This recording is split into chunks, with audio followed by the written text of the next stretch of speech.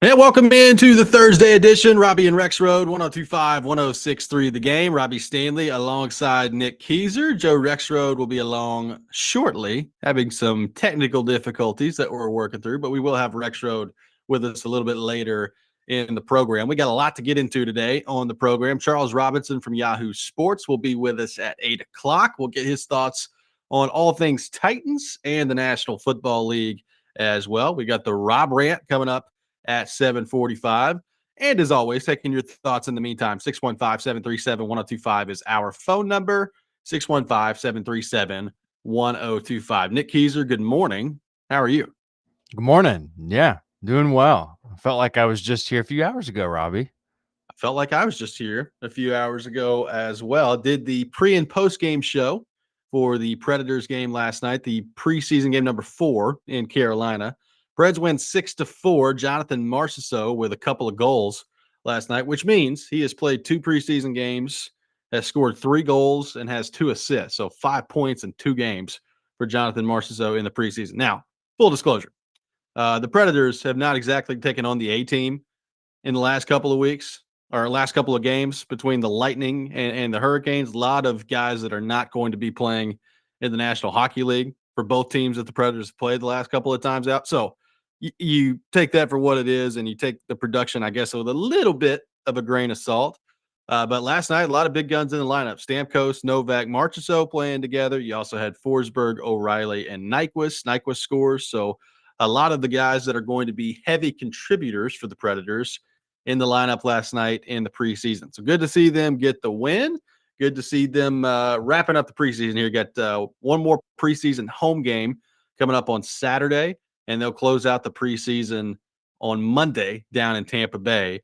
The regular season begins 1 week from today. 1 week from today, the Predators will host the Dallas Stars, and hockey season officially will be here. So we are 1 week away from the debut of the Steven Stamkos, Jonathan Marchessault, Brady Shea, and Scott Wedgwood too, if you want to count him, era here with the Nashville Predators. So getting to be exciting times around here. Congratulations are in order, and we'll have to make sure we get to this with Joe once he's in here.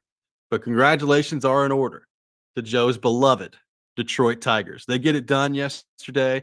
They win 5-2 against the Houston Astros. So the Tigers wrap up their series yesterday in the wild card. The Royals take down the Baltimore Orioles. So Kansas City wins their series 2-0.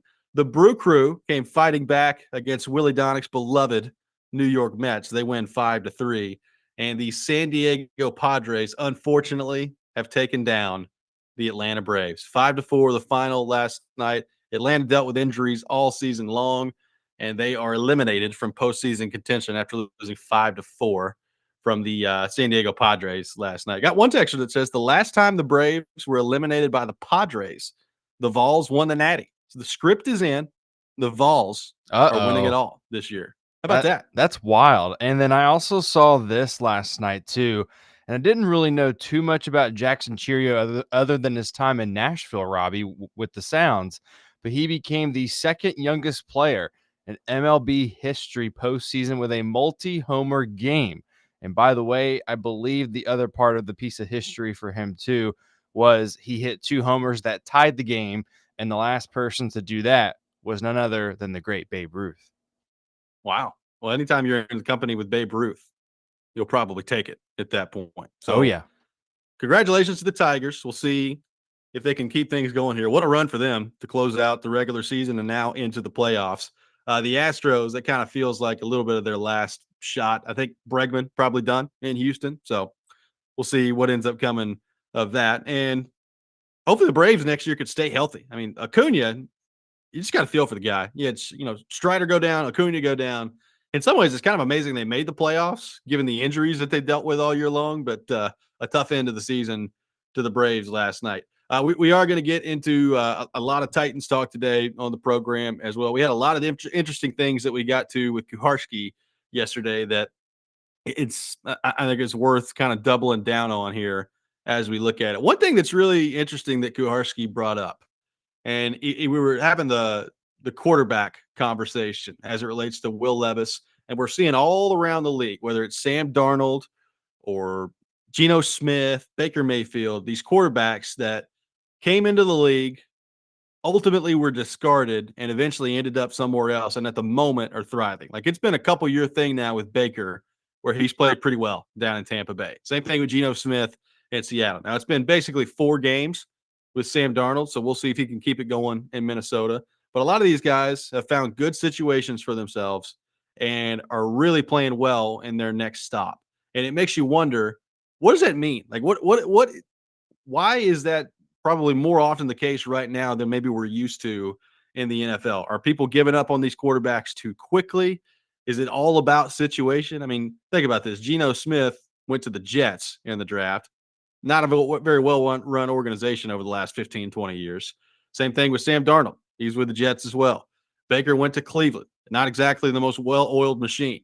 So, how much of it has to do with situation? How much of it has to do with where these guys were drafted? And how much of it has to do with maybe guys just taking a little bit longer to develop? Now, as it relates to Will Levis, I do think there's a danger of giving up on a guy too soon and not letting him fully have his development to where you can make the most informed decision possible. I also, as I pointed out yesterday, what's the line? Like, how long is too long? How much is too much in terms of the patience that you display with these quarterbacks? And if they get to the end of the season and it's not significantly better with Will Levis than it's been to this point, is that too early to pull the plug? My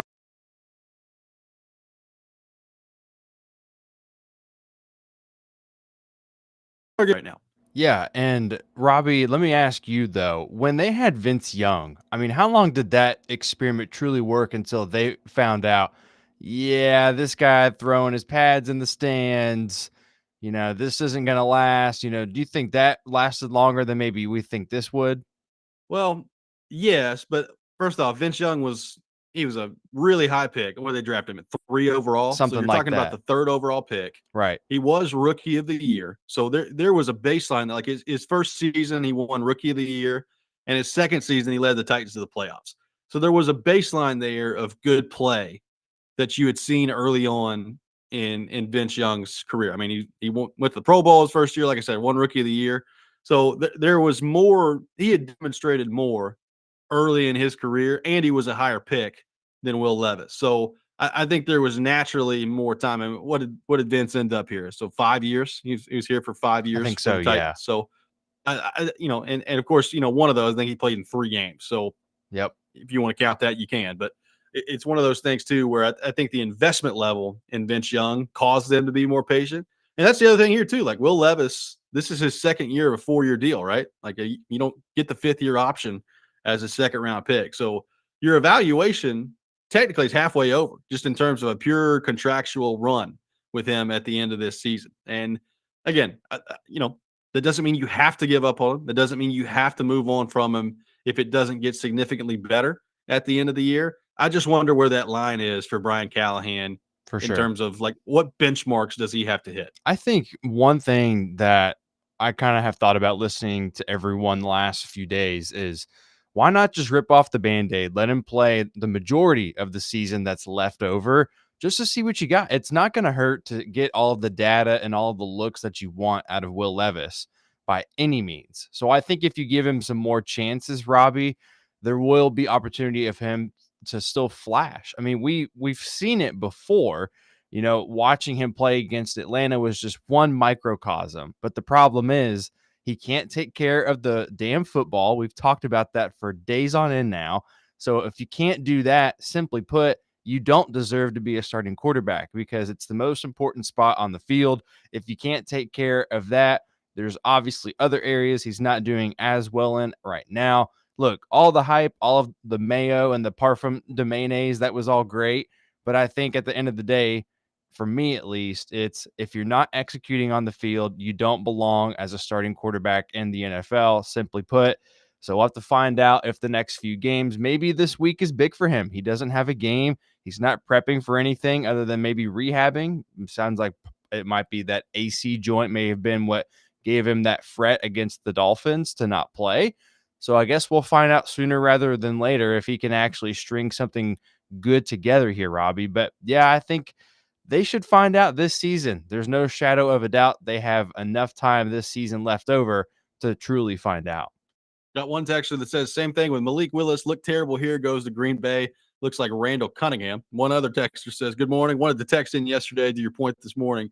It takes time and experience hand in hand, and no one has the patience for that in the NFL anymore. This is from Scotty on the text line. Again, I mean, I think he's right. And then the question becomes like, what's the line of patience? How much patience is required? I think that's a really interesting point to bring up. 615-737-1025 is our phone number. We'll continue the conversation on Will Levis and the Titans. Take more of your thoughts on our phone and text lines, which as always are driven by WilsonCountyHyundai.com. You're listening to Robbie and Rex Road, 1025, 1063, The Game.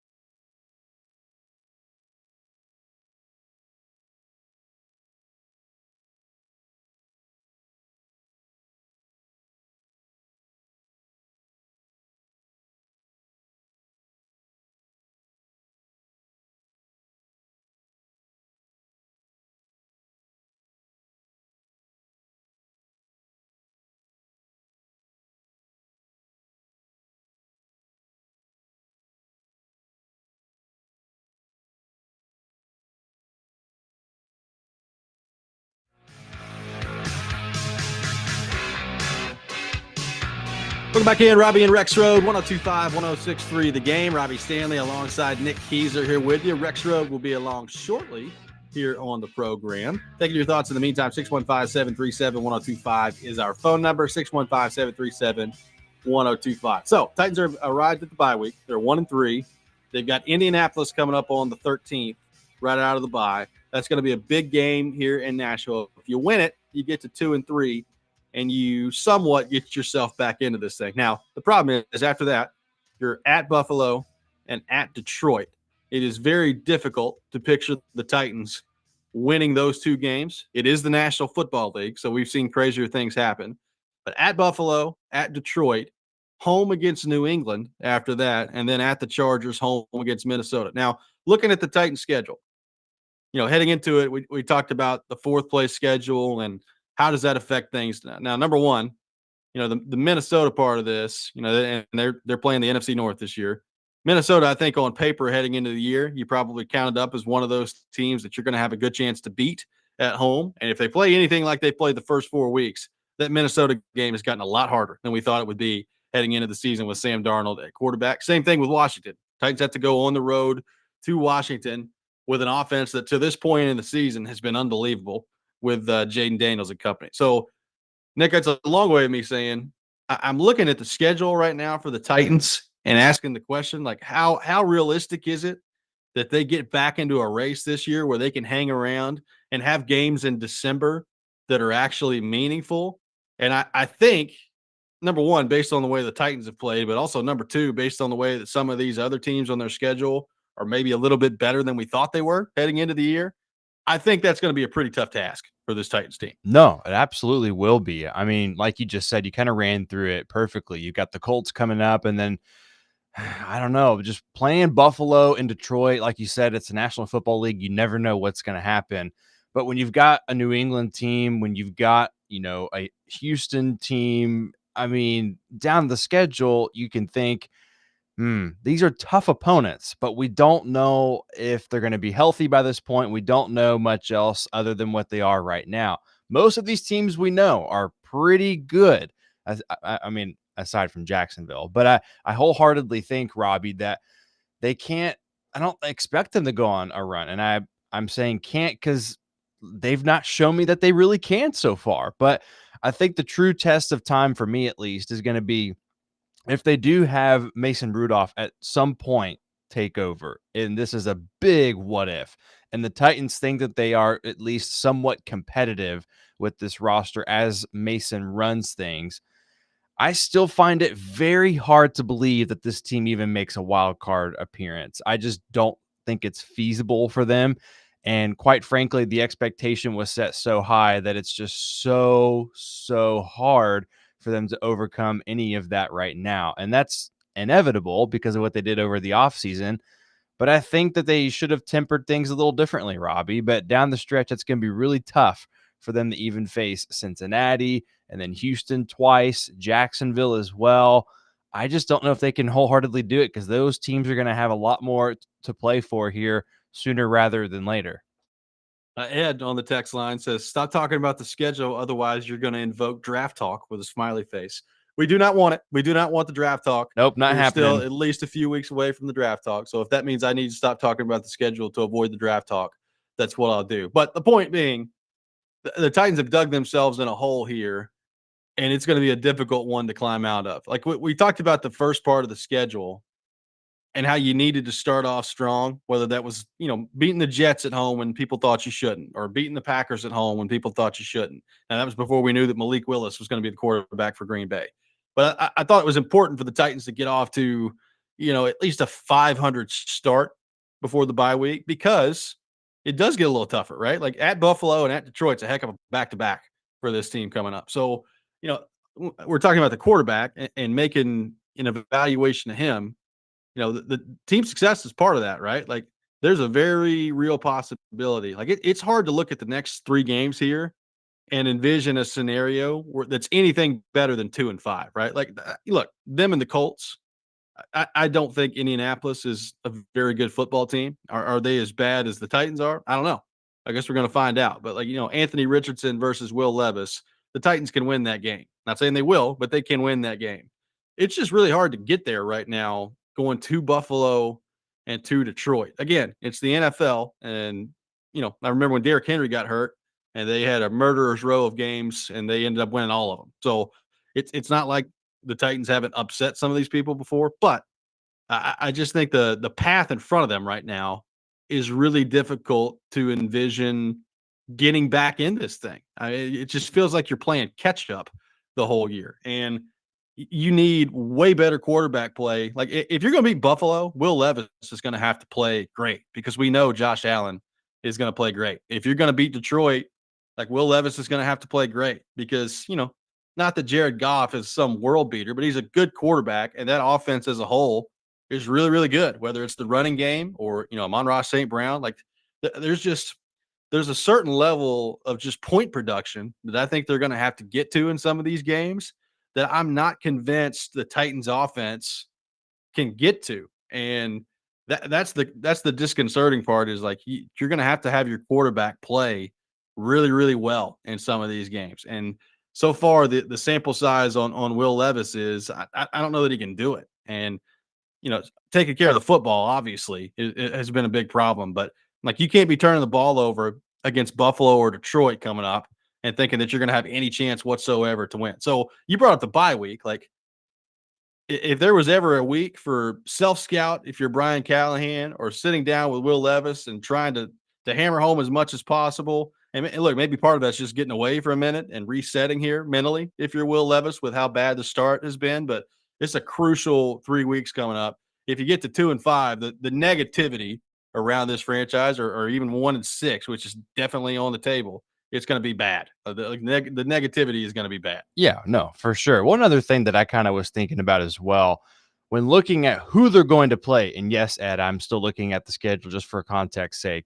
but Okay. most of these teams have scored 30 points so far. The Titans just did that for the first time in 1,002 days the other night on Monday. If the Titans defense continues to get a little banged up as well, and they're starting to play catch up and they're playing better quarterbacks like Justin Herbert is on the schedule, you have CJ Stroud is on there as well. Joe Burrow is on there. It's going to be really, really tough to keep up with teams if they are going off on offense and they cannot keep up. So that's something else that I'm going to be watching for as well. Can they pick up the pace on offense? But most importantly, can they not squander their chances? Will Levis has missed several gimme passes. Now, given I understand that some of those have been maybe to Treylon Burks. So, I mean, look, there's a couple of chances with wideouts where they should have connected. Plays should have gone differently.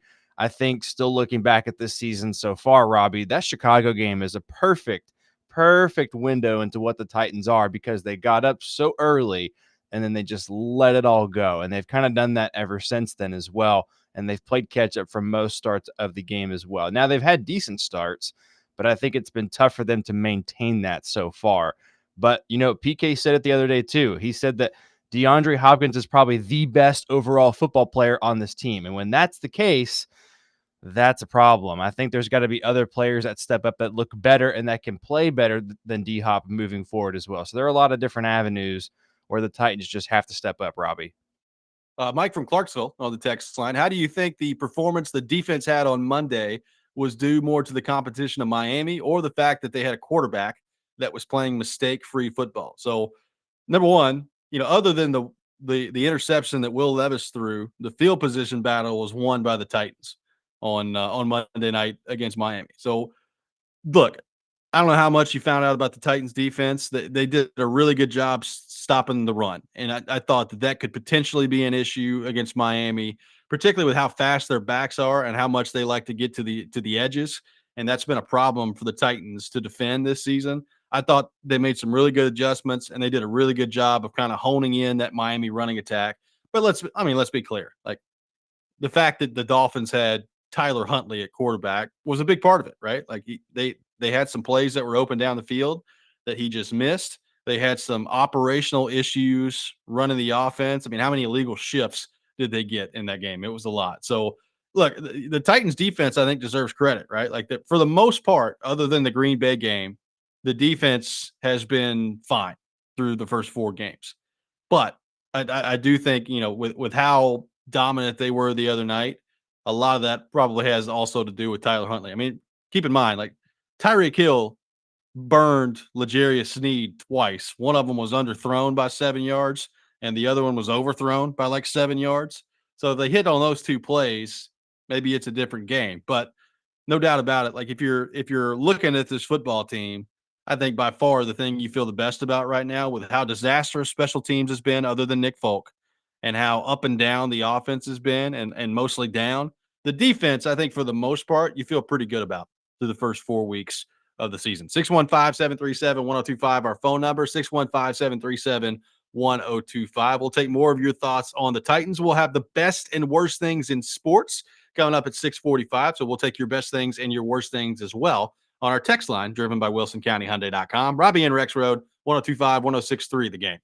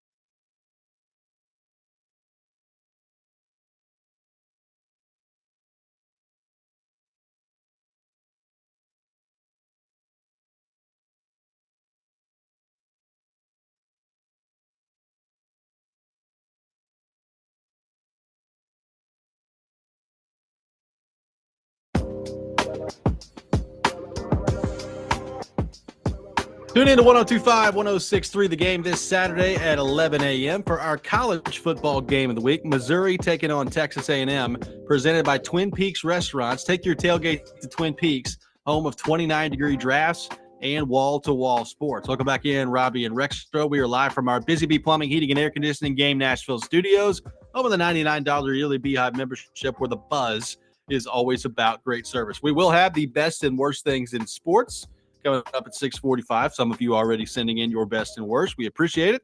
Send in your best and worst things on our text line, driven by WilsonCountyHyundai.com. Got one texter on the Titans that says, I mean, as bad as this team has been the first 4 games, the defense is the number 1 defense in the NFL right now, which is crazy. That is crazy. If you would have told me that heading into the year, and then to guess the Titans record, if that was the case for the first 4 games, I'd have probably told you like 2-2 at worst, and 3-1 probably would have been what I said is most likely. And you're 1-3. So what does that tell you? You know, and it's been interesting too, Nick, with the defense, because I mean, look, Chicago, they were really good, and they did a good job of shutting down Caleb Williams. Anytime you hold a team in the National Football League to less than 150 yards of offense, I mean, it's unbelievable. You'll take that every time. They did have some moments in the Jets game where they needed to come up with a stop, and they weren't able to slow down Rodgers. He made a couple of big throws in that game.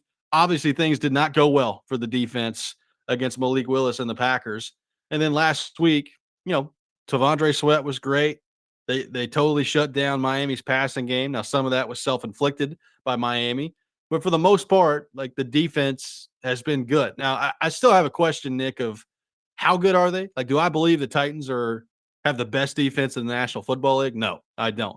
But I do think they've got a chance to be pretty good on that side of the ball as the season continues to go here. Question is, how much of it's going to be wasted? Can the offense get to a point where it's competent to complement this defense that I do think has a chance to be pretty good?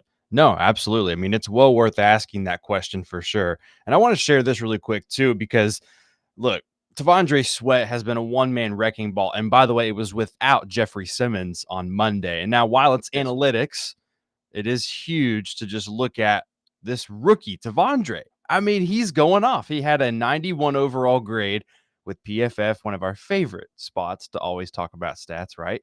Yes. But he also had a 91.2 run defense, which also graded among the best with all of the interior D linemen in week 4. I think week after week, it's unique to see how much he has dominated. I would not have expected anything less from him, but I didn't think it would be this good so early. But that's been the biggest positive looking at the Titans defense. But, you know, and also one thing I was remembering at the break as well, kind of honing in on all my Titans thoughts, was PK talked about how once again, Jamal Adams had 1 snap on Monday night. So, yeah. I mean, he's a non-factor. He's such a non-factor, and it's such a weird thing that the Titans decided to do and go grab him. And I get it; it's for depth, and they lack the strength in that department for sure. But I also am interested to see, because we just mentioned the offense and how maybe they can catch up. I'm interested to kind of keep eyes on how the offensive line can maybe continue to adjust. How much of an outlier was the Miami game? Can, you know, guys like J.C. Latham, Peter Skoronski, and Cushenberry, how much can they step up to really bolster this team moving forward? Because obviously we all know right guard and right tackle is a big question mark, although I thought Dylan Rainitz looked pretty decent the first few games, but we'll have to find out. I don't know that good is what I would say, but I think Radens has been fine. Yeah. Like, I don't think he's been some glaring issue over there. Yeah, for sure. But as complimentary as we can be, it's going greater than we had thought. So, but I think ultimately too, I mean, the run game looked phenomenal for them too. I mean, I wonder how much more they rely on that. Obviously, both of their quarterbacks are competent enough to check the ball down. You know, I think Mason more so than Will right now, but also too, I think it's going to be key on, you know, what wide receivers can continue to, you know, pop off. I thought Tyler Boyd looked really good on Monday night.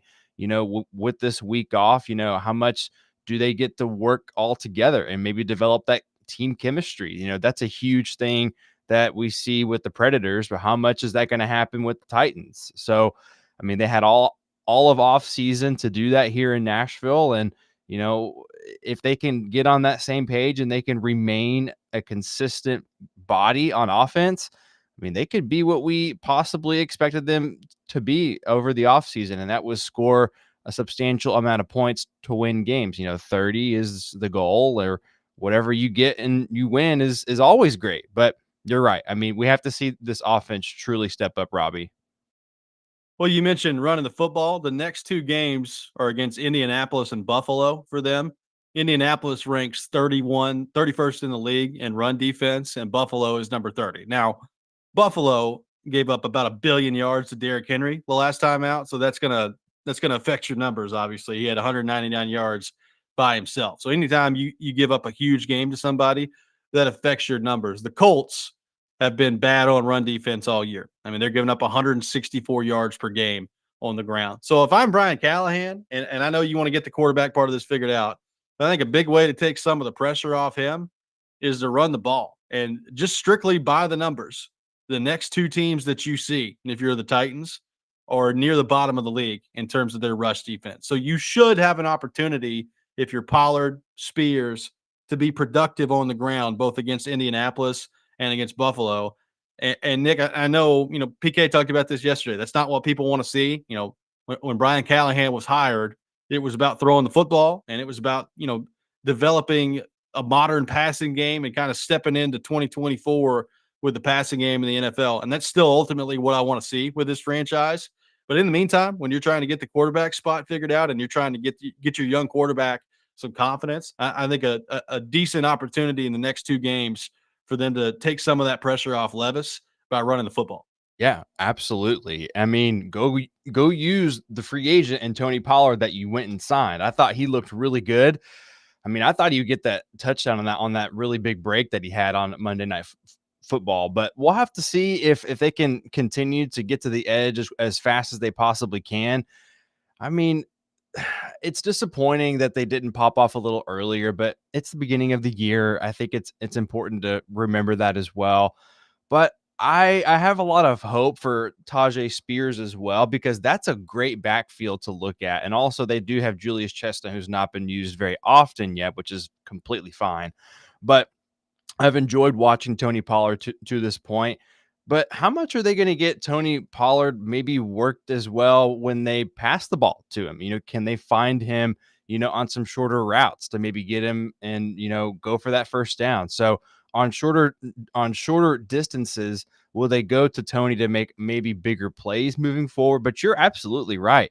The expectation coming in this year was we want to see the connections between DeAndre or whatever wideout it is and Will Levis that they can pop off. So, but that's kind of what we hope to see moving forward. And if they can't get any of those explosive plays going, there's that question mark comes back. Can the Titans ultimately rely on a different quarterback now that Will Levis doesn't look competent enough, Robbie? 615-737-1025 is our phone number. 615-737-1025. Dustin from Hawkinsville says T'Vondre Sweat taking on the role of let the big dog eat now that Derrick Henry is gone. A lot of nickname opportunities for T'Vondre Sweat. By the way, speaking of Sweat, we're going to get into this a little bit later in the program. Stilly and I got into it yesterday about T'Vondre Sweat and the way that he has played to this point. So we'll have that coming up in the Rob rant a little bit later in the show. So make sure you're tuned in for that. But look, Sweat's been really good. I'm of the opinion if he plays the way he did on Monday night, you'll take that game every single time. I know that he didn't hit the quarterback on Monday night, and in a perfect world, you would like to see him hit the quarterback. I'm of the opinion that if he plays that way, I'll take it every single time. 615-737-1025 is our phone number. We will have the best and worst things in sports coming up next. We'll take your best things, your worst things on our text line, driven by WilsonCountyHyundai.com. Tune in to 94.9 The Fan this Saturday for Vanderbilt football. The Commodores will take on Alabama with pregame beginning at 1:30, kickoff at 3:15. Coverage also available on the 94.9 The Fan app and at thegamenashville.com. You're listening to Robbie and Rex Road, 102.5, 106.3 The Game.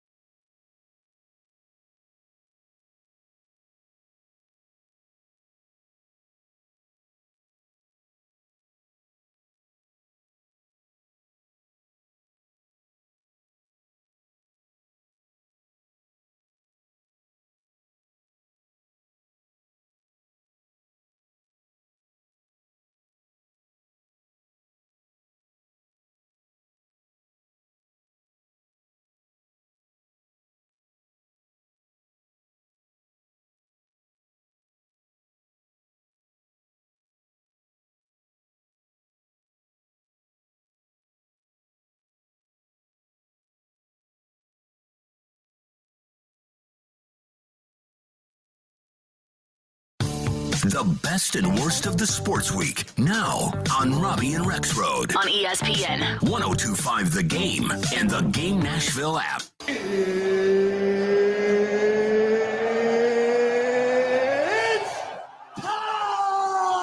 This is the worst. You look like you're feeling sorry for yourself. You believe in miracles? Yes! Unbelievable. He's one of one. He is him. This is a Coke bottle. It's not a crystal ball. When I woke up this morning, I was feeling pretty dangerous. Okay, let's go.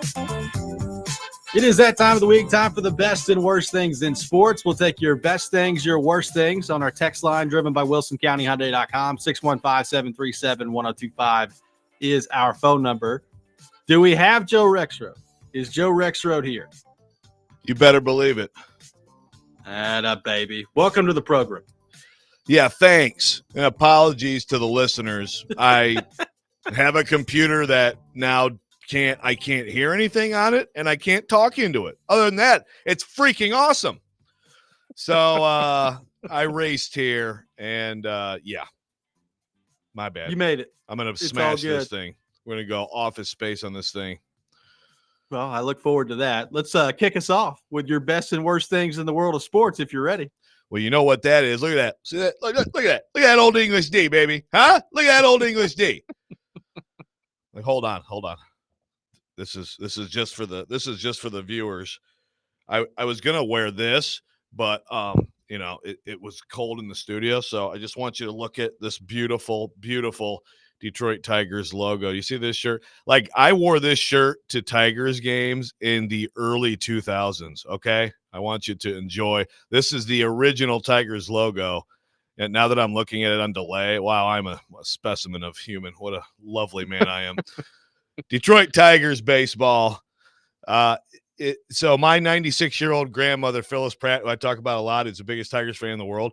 Even though she's the biggest Tigers fan in the world, she has a weekly Domino's game with her friends down in Venice, Florida, which I just imagine her saying, "Domino, mother bleep," and slamming it down and then walking out.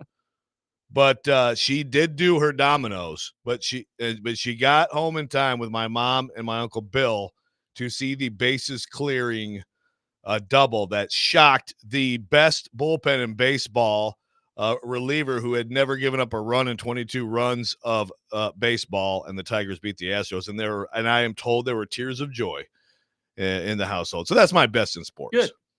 That's a very good best. My worst, it's not even about sports. I just have to say this now because I don't think I've had this experience. Like, I don't believe, well, I guess I've had the sleep-in days, right?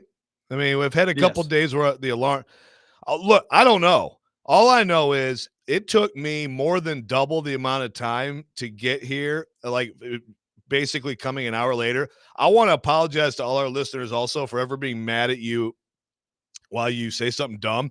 I'm going to try to stop that because it's got to be just absolutely awful to be in that traffic. That traffic is insane.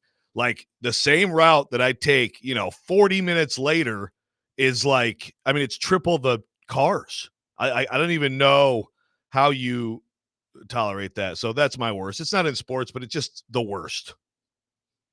I mean, traffic around here is pretty bad. There's no doubt about that. Keezer, are you ready for your best and worst things in the world of sports? Yeah, absolutely. I'm happy to share. So, one quick thing with a former Nashville Predator. I don't know if you saw this, Robbie or Joe, but Jordan Tutu is going to have a documentary on himself. Yes. And I loved him when he was here in Nashville growing up watching him play. I will be all over that. That was a random thing that I saw come across my feed yesterday on X. But I am excited to see what that looks like, just his life and how everything panned out. But it's really just his remarkable journey from being an Inuit all the way to becoming an NHL player, and just also how much he's there for others as well. The worst thing for me, and I didn't even get to watch too much of it last night because Robbie and I were here in studio doing our Nashville Predators pre and post game show. Nashville SC, what a great way to close out the season last night. You were up 3-0, and then you end up having 2 goals against in stoppage time. The same Mm. kid, the same young kid scored 2 quick goals to give them the 4-3 win in regulation. By the way, if NSC had won that game and gotten 3 points, they would have been back in a damn playoff spot last night. They could have at least That's fought tough. for something. I don't think anymore this year they've got anything else to truly play for. BJ Callahan sounded dejected as hell last night at his press conference. And look, you'll hear from him in my update, but I truly am so disappointed in this franchise right now. They have got to do something different this offseason. And quite frankly, they're going to lose a lot of fans if they keep being as stagnant as they are. But that's my mini rant because they truly have been such a poverty-esque franchise. Now, I get it. They have a new coach, but they've really got to change things up now because now they have no excuse whatsoever. My best thing, Titans got the 30, baby. I don't care how they did it. I don't care what happened. I don't care what it looked like. The Titans got the 30. And it's been such a long time since they got to 30 points that I don't know how it couldn't be my best thing in sports. I was rooting like heck for Tony Pollard to get in the end zone on that last play. He was able to do it, and the Titans break the streak. They get to 30 points. So that's my best thing in sports. My worst thing in sports, I got a combo. Number one, Tyler Huntley, watching him play quarterback. I've seen some bad quarterback play. That one was up there. It was up there in terms of the bad quarterback That was play that I've rough. seen. Number two, preseason injuries in the NHL. Guys are getting hurt left and right. Like Drew Doughty's out for like most of the year. Patrick Laine's out for 2 or 3 months. You know, there's all kinds of injuries taking place here. There's some big hits where guys that are trying to make teams are taking out stars, like Thomas Chabot and Ottawa is out. Like it's a little bit ridiculous in terms of the amount of injuries that have taken place in the NHL in the preseason. And it always just gets you wondering, do we really need like 6 preseason games in the NHL? Like play like 1 or 2 and then let's get this thing going, which I think most of the players that I've talked to in the past kind of agree with me about that. Let's get this thing going. You don't need 1,000 preseason games in hockey. I thought that for a while. It's like, this is too much of this. Like 2, right? Yeah. I mean, I don't know. I guess the NFL does 3 leading into 17 games. I don't know if you have to think about it in terms of a ratio, but it just seems like too many. Yeah. And of course, I know it's easy to say when people are getting hurt, but yeah, I mean, when you play hockey, man, you can get hurt easily. You can. It turns out it's somewhat of a dangerous game. Josh in Kentucky on the text line. My Kentucky Wildcats are the best, going into Oxford last Saturday and getting all over the Rebels. The worst, the Dolphins offense without Tua. Really don't have much else to say about that. Megan says the best is the Titans winning and scoring 31 points. The worst is that game being so boring that I have no desire to rewatch it. That's from Megan on the text line. That's good stuff. I get it. I'll tell you this. I am very interested to see, and we're going to get into a little college football next hour. I am very interested to see South Carolina and Ole Miss coming up this weekend. I think it's got a chance to be good. Yeah, it's actually that's a very interesting game on the SEC schedule. It's a pretty good week for SEC football. Starting to get some really interesting matchups. Joey from Bellevue also going for his worst was Nashville SC. A disaster season. Last night was the cherry on top blowing that game. So this from Joey in Bellevue on the text line as well. 615-737-1025 is our phone number. 615-737-1025. We'll continue to take your best and worst things in sports throughout the program. Coming up next, it looks like a trade is about to go down in the National Football League. What do we make of it, and where is the best fit for what has been a very, very good player in the NFL? We'll get into that coming up next. Robbie and Rex Road, 1025, 1063, The Game.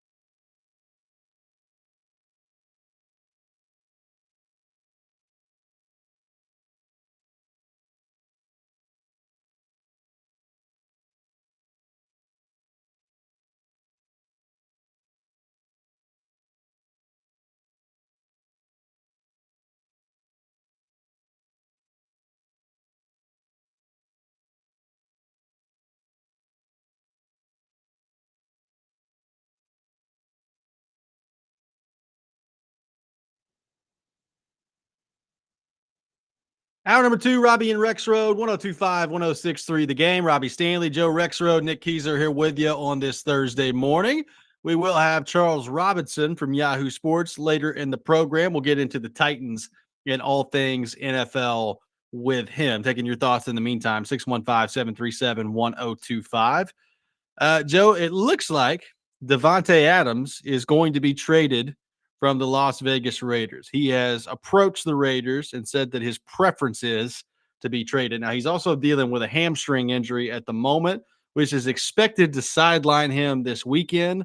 And so that could delay the trade until maybe next week because there's a lot of things from his health that have to fall into place. And we'll see what the best offer ends up being. As Nick said in the update there, it has been reported by Ian Rappaport that his preference is to go to the Jets and reunite with Aaron Rodgers after how productive they were in Green Bay. Apparently, the Saints also an option for him with Derek Carr being the quarterback there. If you remember, big part of the reason he went to the Raiders was Derek Carr, who played college football with Derek Carr and wanted to go play with him again in the NFL. So you've got that kind of floating out there. I think the Jets are probably the most likely destination.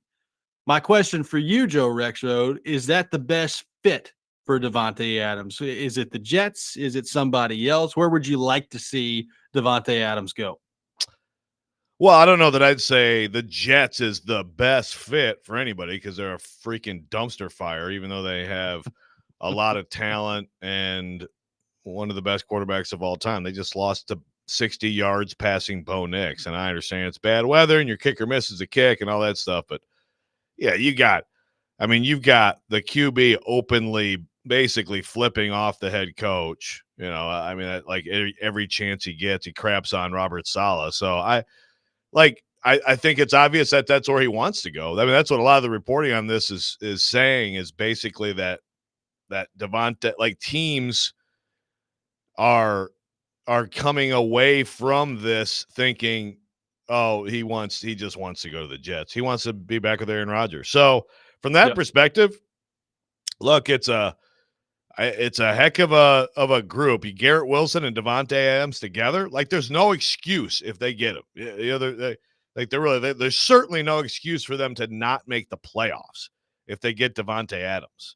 So, I mean, I think there's other teams that are better fits probably long-term, but sure. And I mean, if you're the Jets, as much as Aaron Rodgers has the entire franchise by hostage, basically, right? Like, how do you, if somehow he goes somewhere else, well, what kind of a pouting tantrum is he going to throw? You know? I mean, a significant one. Yeah. I mean, like you basically, it's almost like you have to make this deal or like Aaron is just going to like take his ball and go home. So I think it's going to happen. I think it's clearly going to happen that because they're going to go above and beyond to make sure it happens because they have to. I agree. Like I think the Jets is ultimately where he's going to end up. I do look at it though. You know, I heard Stilly bring this up yesterday. Him on the Ravens would be very interesting. Sure. Like him on Baltimore and kind of giving that passing game another weapon. I'll tell you another one. Like, you know, Buffalo, I'd be interested to see him with Josh Allen and the Bills as well. I can tell you one place I have no desire to see him, and I doubt very seriously that even the Raiders would let this happen. Please, God, don't let Davante Adams end up on Kansas City. I can't. They're fine. You know, they may very well win without him. Don't let Davante Adams end up on the Chiefs. Yeah, the entire NFL saying that. That would be, although I would like to see it. That would be pretty fun to watch. But yeah, it might not be terribly competitive a lot of weeks for them if they had him. Yeah, look, those other two teams you mentioned, Buffalo and Baltimore, like if I'm his agent, I'm like, you know, like again, if these are actually feasible options. Right. I'm like, I think if you went to either of those teams, that could absolutely push that team over the top. Either of those teams could push them over the top and give them the edge over the Chiefs. Although I'm kind of in like, believe it when I see it, when the Chiefs get to the postseason that someone beats them. But still, either of those teams, put them on the Jets. Again, it's a tremendous amount of talent, but they're such a mess. I still don't think that they'll do anything that special. I think that all this stuff working against them, which again is mostly themselves working against themselves, would still screw it up for them. Well, I mean, there's clearly problems up there. Like, you know, they downplayed the chest bump that they had a couple weeks ago because they, apparently they were talking about having a 2-score lead all week leading into the game on Thursday night against the Patriots, where Rodgers basically like pushed Robert Saleh away from him. Yeah. Last week you've got the the false starts. They had 5 false starts in the game, and you had Robert Saleh get up there and talk about how maybe they need to simplify their cadence and change things. And basically, Rodgers got up in the post-game press conference. He's like, well, you could do that, or you could hold guys accountable, one of the two. So I think it's going swimmingly between those two in a public forum right now. Like, do I believe that if Davante Adams joins the Jets that they're a playoff team? Yeah. I mean, I don't think that there's much excuse to not be at that point. Do I think that they're a Super Bowl favorite after that? No. Like, I there's so many problems with that place that it just feels like they can't get out of their own way. That until I see them get out of their own way, it's going to be difficult for me to believe that. Look, Adams on the Ravens, I think is really intriguing. Man. And again, Buffalo doesn't really have that guy. I know they drafted Keon Coleman, but like a number one guy that really, and I know that Davante Adams has become a little bit more of a headache when he's been trying to get out of the Raiders. Traditionally in his career, he's not really been one. Like, it's not like you've got like the Stephon Diggs element to him up there in Buffalo. Like, I think that could be really, really good for the Bills. Yeah, look, I haven't followed every single interaction or Instagram like or whatever with this whole Davante Adams and the Raiders thing, but it doesn't seem to me he has legit gripes, and his main gripe is the team sucks and the quarterbacks have been bad, and like it gets old. He's out there trying to catch hospital balls, and he has plenty of gripes, and now you got Antonio. I don't know, what did Antonio Pierce liked? I know he got asked this at the press conference. It's like there was something maybe Davante Adams said he wants to go somewhere, and then Antonio. No, he Pierce, liked an Instagram post saying that somebody on Instagram said that they should trade Davante Adams, and apparently he liked it. Yeah, but it was just some random, or was it somebody in the organization or something like that? I don't remember. I don't think it was anybody in the organization. Yeah. So, but again, like, this is the hilarious stuff that happens that now look, it should be asked, but it's still like amazing sometimes to step back and say, wow, you just asked the dude about what he liked on Instagram. Yes. Yeah, it was. Yeah, I'm looking at here. Yeah, it just apparently was some random but it really is also like, you're the head coach of the Raiders, and you just why would you do that? Out of your way to do that? What? So I don't blame Davante Adams for wanting to get the heck out of there. And I think wherever he goes, they're going to get a great pro and a great player. Man, I mean, it is both those teams you mentioned. It's very enticing. I mean, look, the Jets will be. I was excited to watch the Jets this year, and then I started watching. I'm like, God, they're awful and boring. But I would want to watch them if they got him. I mean, whoever gets Davante Adams, it wasn't that long ago he was the best receiver in the NFL. And I'm not saying he's ever going to return to that, but I think if he's rejuvenated with an opportunity to actually win and catch passes from a good quarterback, and of course he's healthy. I mean, the quote unquote hamstring going on. I mean, I still think he could probably be like a top 5 to 7 guy, right? Yeah, I mean, look, he's still got an incredible ability. Now, you don't see it as much because his quarterbacks have been like Aiden O'Connell and Gardner Minshew the last 2 years, so it's not going very well on the quarterback front. Although I will say, Joe, Raiders are 2-2, baby. They're in the mix. Raiders are 2-2. They beat the Ravens. What am I talking about? They're better. They're better than the Ravens head to head. Head to head. They're better than the Ravens. Yeah, what can you say? If I mean, guessing right now, my guess is this time in 2 weeks, Davante Adams will be a member of the New York Jets. I'm willing to put that on the mahogany right now.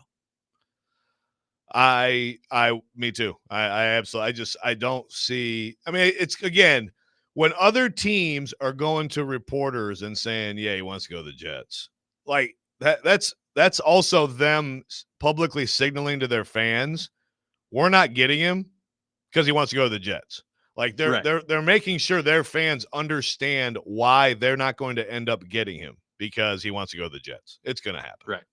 615-737-1025 is our phone number. 615-737-1025. Joe, I saw a take yesterday that I got to admit made me scratch my head a little bit and say, huh? We'll get into that coming up next. This is Robbie and Rex Strode, 1025, 1063, The Game.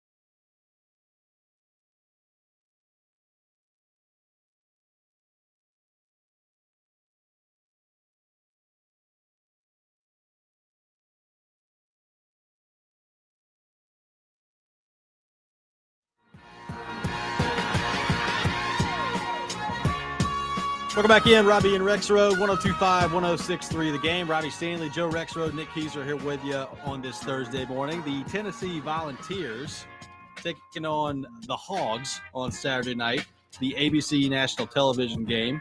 Tennessee at Arkansas. Third time that the Vols have been on ABC to begin this season. So looking forward to that coming up on Saturday night. And Joe, we are starting to get into the time of year where people start to project forward and look ahead to what the first edition of the 12-team college football playoff could look like. Now, obviously, there's still a long way to go and a lot more information to discover. I did come across this piece yesterday that Heather Dinich put out at ESPN.com. She obviously has covered the college football playoff and college football for a long time. And it's going through, kind of projecting the top 12, why those teams could be there, why they could be a little bit lower in the rankings, and what they still need to know about these teams. She got Tennessee at number 3. And on the need to know section, there's something in there that kind of made me raise my eyebrows a little bit, Joe, and I want to get your thoughts on this. Quote, Tennessee still has to play Alabama and Georgia, and we saw how that just unfolded in Tuscaloosa. The Vols need to go 2-0 against those teams to avoid a true debate in the committee meeting room.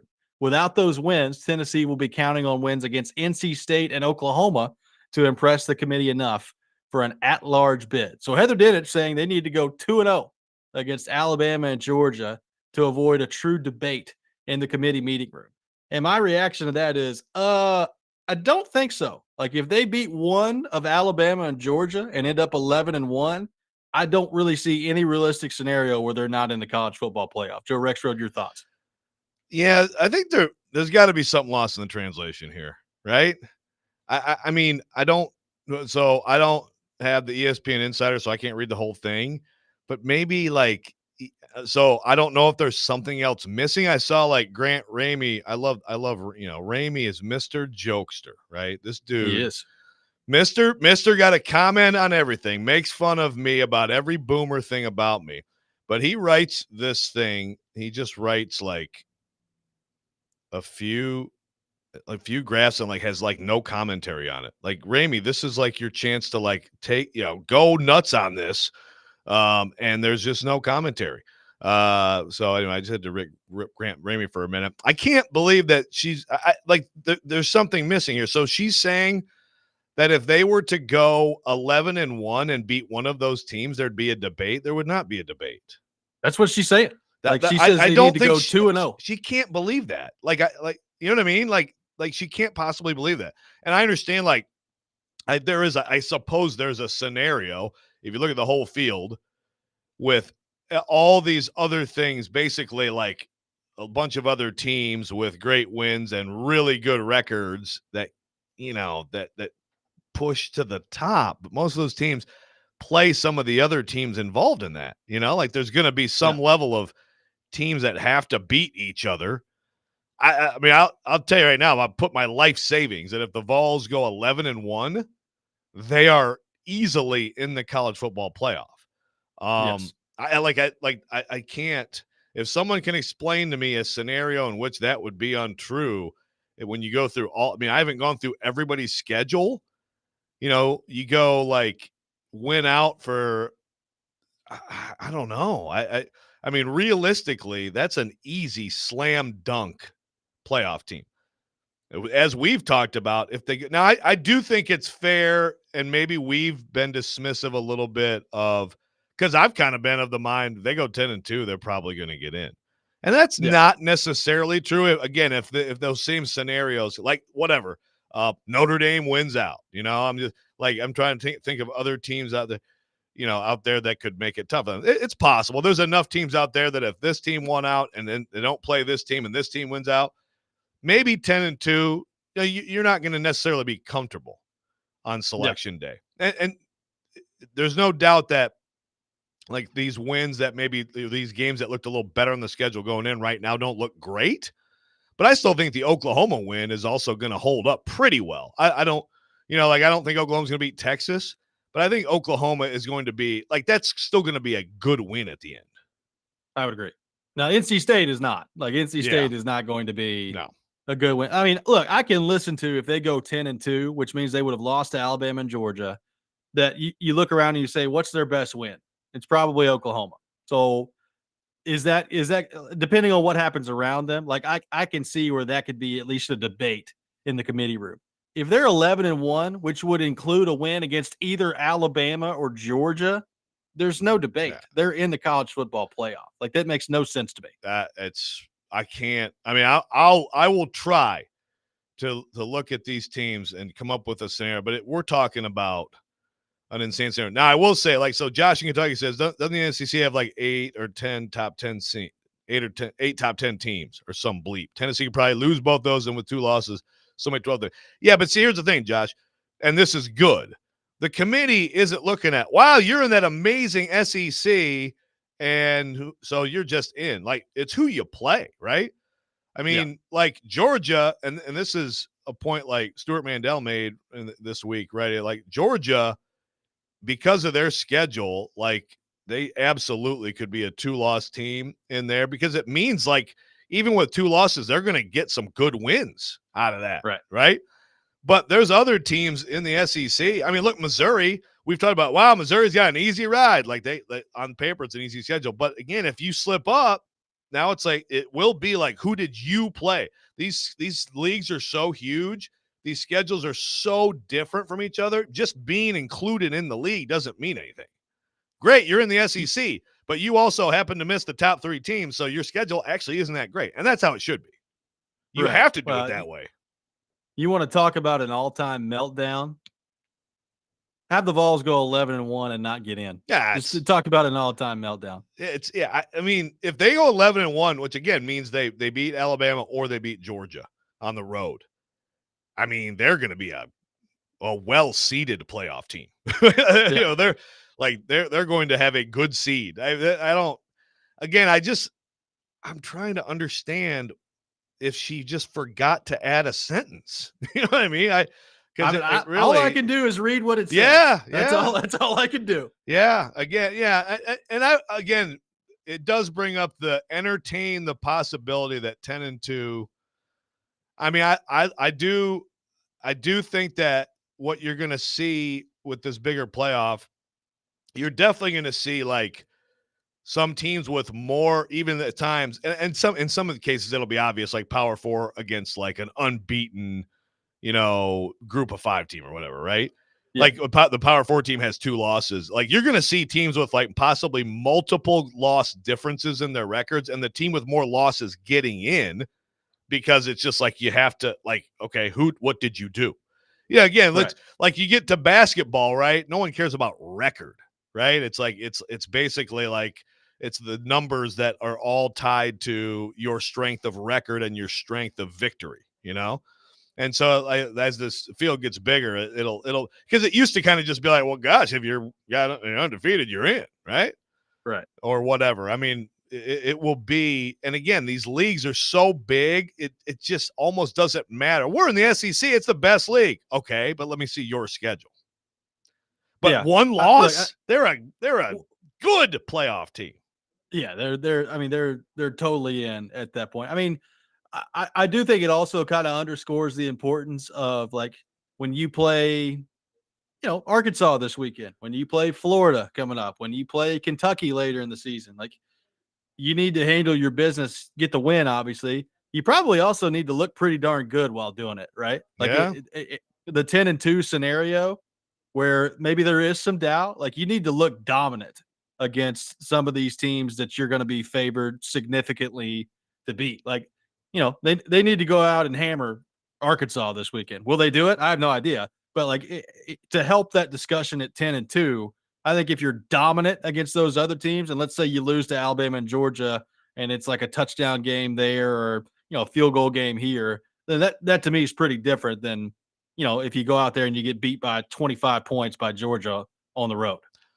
Yeah, no question. There's style points both ways. Be competitive in those losses, and if you can dominate. I mean, look, I think some things will be the same with the committee, and if you read any reporting on, I mean, because like some of the, like I think our guy Vanini did the mock selection, and like Nicole Auerbach, a bunch of people did it. I mean, they go through crazy numbers. They go through all kinds of deep dive analytics on these teams and stuff, and like controlling the play, amount of game you control. Like they get into it. So the more you can just hammer people.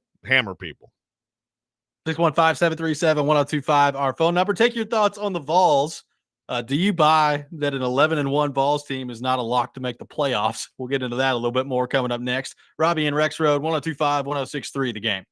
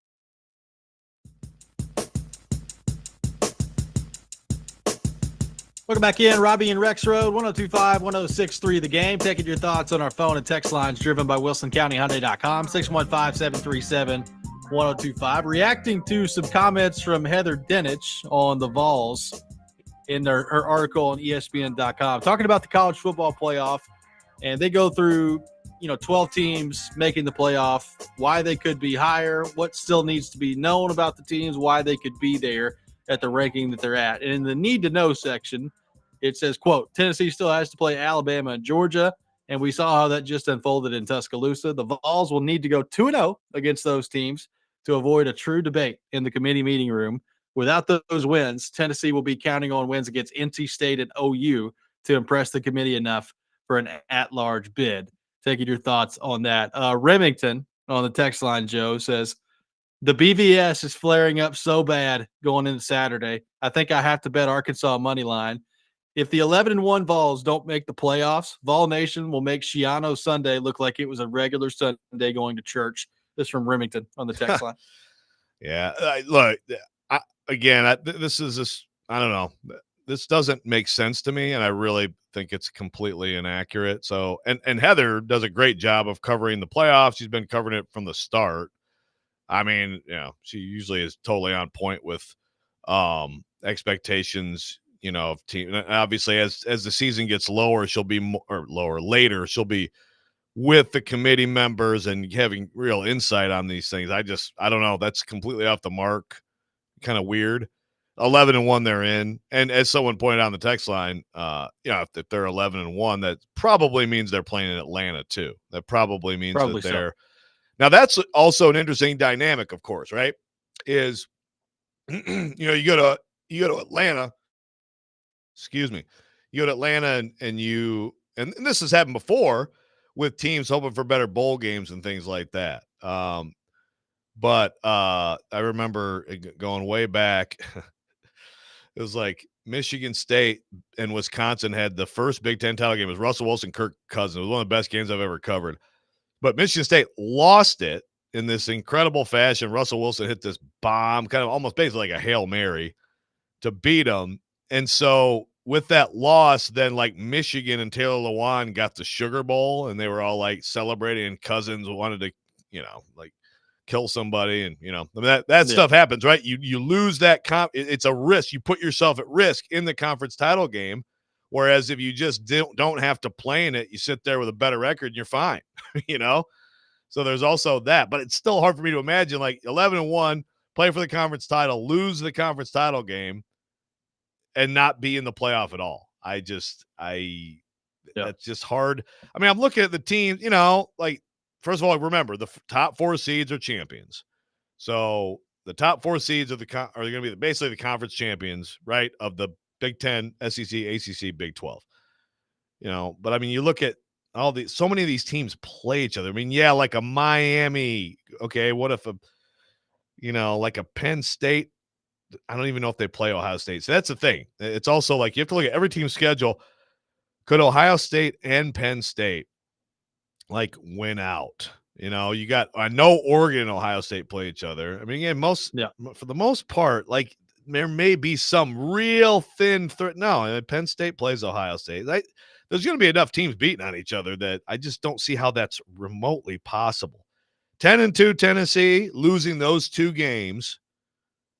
And let's say maybe they got hammered in one of them. Now then we can talk about it. Interesting. That's going down to it. And there's just so many factors outside of Tennessee that are going to play into that. And that's not where you want to be. But I mean, I still think that you have a pretty solid chance with that to get in. JD from Brentwood says, it sounds like she's only considering going 2-0 or 0-2 against Georgia and Bama, not considering 1-1. Because she comments the only wins will be against Oklahoma and NC State. That is true. Like it sounds like the 1-1 possibility. She just kind of glossed over that. Which I'll be honest with you. I think 1-1 against those 2 teams is a very good possibility for Tennessee. And quite frankly, if I was a Tennessee fan, I'd sign up for that right now. 1-1 against Alabama and Georgia. Oh, heck yeah! And take your chances after that. Oh, without that question. And by the way, this entire conversation is rat poison leading into Arkansas's huge upset Saturday night. So It is. It is. You know. I'm not going to lie to you. I am a little nervous about that game. Yeah, I mean, look, Arkansas is capable enough at home at night. You make a couple big plays downfield, and it's good for Tennessee. The injury report suggests that offensive line will be whole again. Hurd is not on it, so that's good. But I still want to see the offense, the passing game, get to another level. And if it's not ready for that this Saturday, the thing is, you still okay, so how is Arkansas stopping them from running the ball? I like Tennessee a lot in the matchup, but way weirder things happen in this sport weekly than Arkansas pushing Tennessee in this game. Garrett from Clarksville, do you think a 2-loss Georgia would get in before an 11-1 Tennessee? Georgia still has Texas coming up. Well, they play each other. They play each other. So, let's say Georgia loses to Texas, but they beat Tennessee. So Georgia's 10-2. Tennessee beats Alabama, but loses to Georgia. They're 11-1. Now, then you would have a scenario, Joe, where Tennessee would have beaten Alabama. Georgia lost to Alabama, albeit on the road, and then Georgia beat Tennessee. So it's kind of like that 3-headed circle there of teams beating each other. That would be interesting. It's a fascinating scenario. And again, as we get deeper in the season, there's going to be so many things that are like, oh, but what about the – we always have that, like the transitive football stuff. But again, then you have this 12-team field and you tie it into the conference title game. So, okay, in that scenario, I think Tennessee plays in Atlanta. Yep. Okay, so let's say Tennessee and Alabama play in Atlanta and Alabama wins. So now Tennessee and Georgia are both 2-loss teams. They've both lost to Alabama. Tennessee does have the win over Alabama, but Georgia has a head-to-head win over Tennessee. Being in the SEC title game in that scenario, I think probably screws Tennessee. I think probably the best – well, I shouldn't say this because if you have a chance to play for your conference title, I think a lot of Tennessee fans would want that. They've not won a conference title since when? 98? Was that the last time they won one? Yeah. So you would take that opportunity. However, a scenario that's not a bad one for Tennessee is for them to beat Georgia, maybe lose to Bama, end up 11-1, and it's Alabama and Texas in the conference title game, and they just sit back, cross their feet, wait for the college football playoff to start. No, for sure. It's of course, playing the one thing about these conference title games, which I've been saying forever, let's get rid of these things. It's like we're adding so much football, and these things are just money grabs. But obviously you do have the reward, right? And that's the smart thing they did with the playoff is you do get a top 4 seed and a bye if you win the game. But not only, Robbie, are you sitting there and letting one team take a loss while you don't, you're also not beating the crap out of yourself in a huge football game, which of course would be it's the SEC championship. That's just one more game of wear and tear before the playoff, that you're absorbing. So I'm with you. I mean, if you can get to 11-1 and somehow avoid Atlanta, you're right. Vols fans would love to win an SEC championship. That's the kind of a question too here in this new world is how much does that matter? These conferences again are so big. You can have Georgia could end up being the best team in the SEC by the end of the year. I still believe that's true. Yes. And yet because of their schedule, they may not sniff the SEC title, and Missouri, because of its schedule, may. And so what does it mean? It just means that when you have a league so big, you can't even really stage a race for the title. Not legitimately. Yeah. Yeah. No, so what we've determined here on this program today is don't go to the SEC title. That's what we've figured out here. Try to avoid the SEC championship game at all costs. Yeah. I mean, it's it. All these title games, again, some teams, and this is where also I do think it's good that we don't have the divisions because in the old division way, now you'll have the 8-4 team that's well, now they can win the auto bid. 8-4 Northwestern won the Big Ten West and all that. And of course they still get crushed by Ohio State by 30, but you have that possibility. Now you're not going to have that. It's just the top 2 teams. So, that is a positive. If you're going to keep these title games, to me, you had to get rid of divisions. Got a lot of Arkansas fans on the text line saying that they're being disrespected heading into this game and that people are overlooking the Hogs at home against Tennessee. I'm not overlooking the Hogs. I am. Taylor Green scares me a little bit. I'm not going to lie. No, I tell you, man, he is a fun player to watch. I've seen some stretches of them. Again, the first 3 quarters at Oklahoma State, I know Oklahoma State is not a world beater, but like they dominated them so much. I'm like, They whoa, look good. whoa. Look at these guys. And Petrino, man, guy can coordinate some offense and ride some motorcycles. He can do some stuff. He can. The guy can coordinate an offense. So no, I think it could be dangerous. Josh says, I don't believe in the NCAA committee. If they don't like you, you're not getting in. I'm not a Florida State fan. Yeah. So he's talking about Florida State. Josh, Florida State lost its quarterback. I still am disappointed in all of my colleagues who cover college football who like made a big stink because we all see that they don't have their quarterback, and we've all seen them play without their quarterback, and we all know they're not good without their quarterback. That's exactly why when you have a subjective committee, those are the kind of things they're supposed to notice and then vote accordingly. Like I'm still blown away. I want to stand with Kirk Herbstreit, who still gets like just I'm sure like hate mail from Florida State fans. It was the obvious correct decision. That's not. You don't compare that to now. Now, if the Vols lose Nico, then okay, then we can have a comparison. 615-737-1025, our phone number. The Rob Rant coming up next. We'll get into a conversation between me and Stilly yesterday. Nice. That's coming up next. This week's Nashville's Best Deal is from Nashville's largest axe throwing venue, Bad Axe Throwing Nashville. Aim for a great time while enjoying curated cocktails from the full bar and a Northwoods inspired menu with a Southern twist. Go to thegamenashville.com/deals to get half off a $30 gift card while supplies last. This is Robbie and Rex Road, 1025-1063, The Game.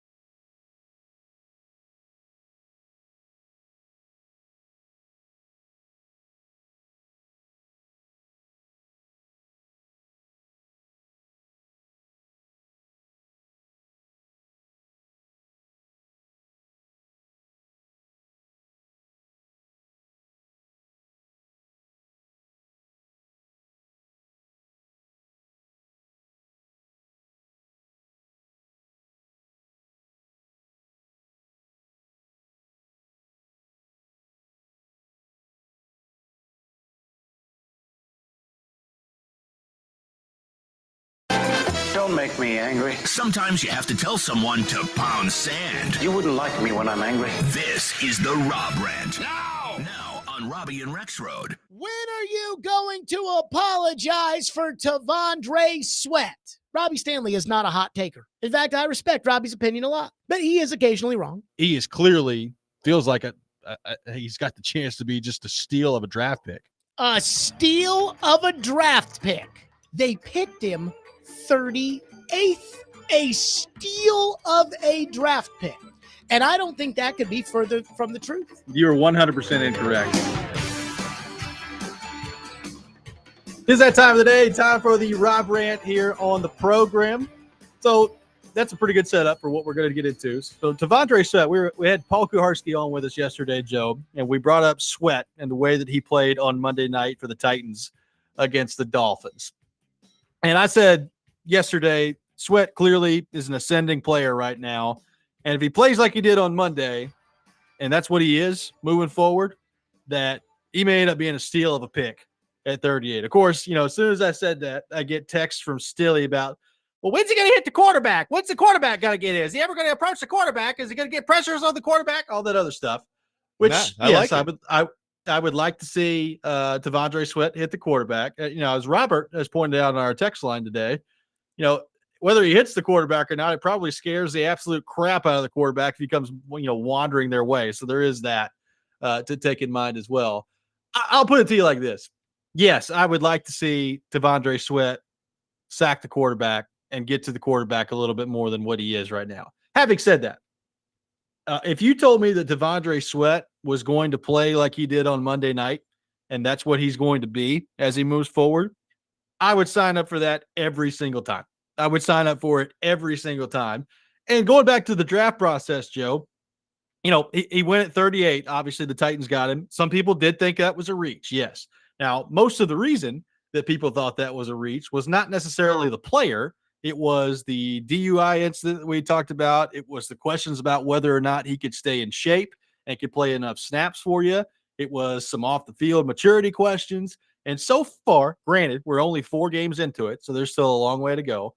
But so far, Tavondre Sweat has not been a problem whatsoever. He's in shape. He's playing like 75% of the snaps, and he had like the highest interior PFF grade the other night at 91, as Nick brought up earlier. He was dominant in that game against the Miami Dolphins. So if you would have told people heading into the draft, and I fully believe this, if you would have told people heading into the draft that the weight would not be a problem, he would be in shape, he'd be available, there has been no off the field concerns with him at this point in his NFL career. If you would have told all those things heading into the draft, I guarantee you he would have gone higher than 38. That's me. There's no way for me to prove that. I feel pretty confident about it. So, yes, I stand by what I said yesterday. If Sweat plays like he did on Monday, he will end up being a steal of a pick at 38. I don't regret it. Yeah.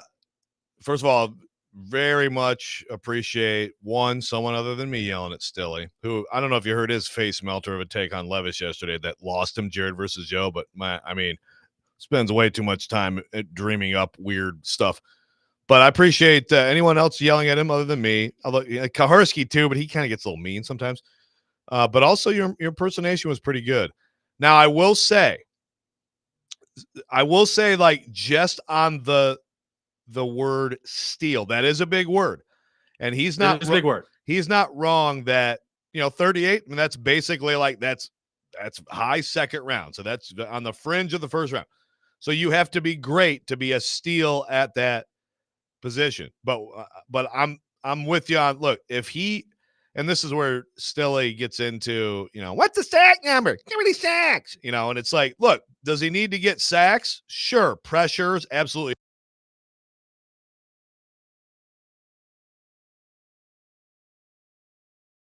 If the snaps and blow people up and be all over the field like he was every single week, I promise you that will include quarterbacks also being hit and sacked at times. Tavondre Sweat, I think even more than Jeff Simmons, Tavondre Sweat can be a dominant player and have 3 sacks in a season.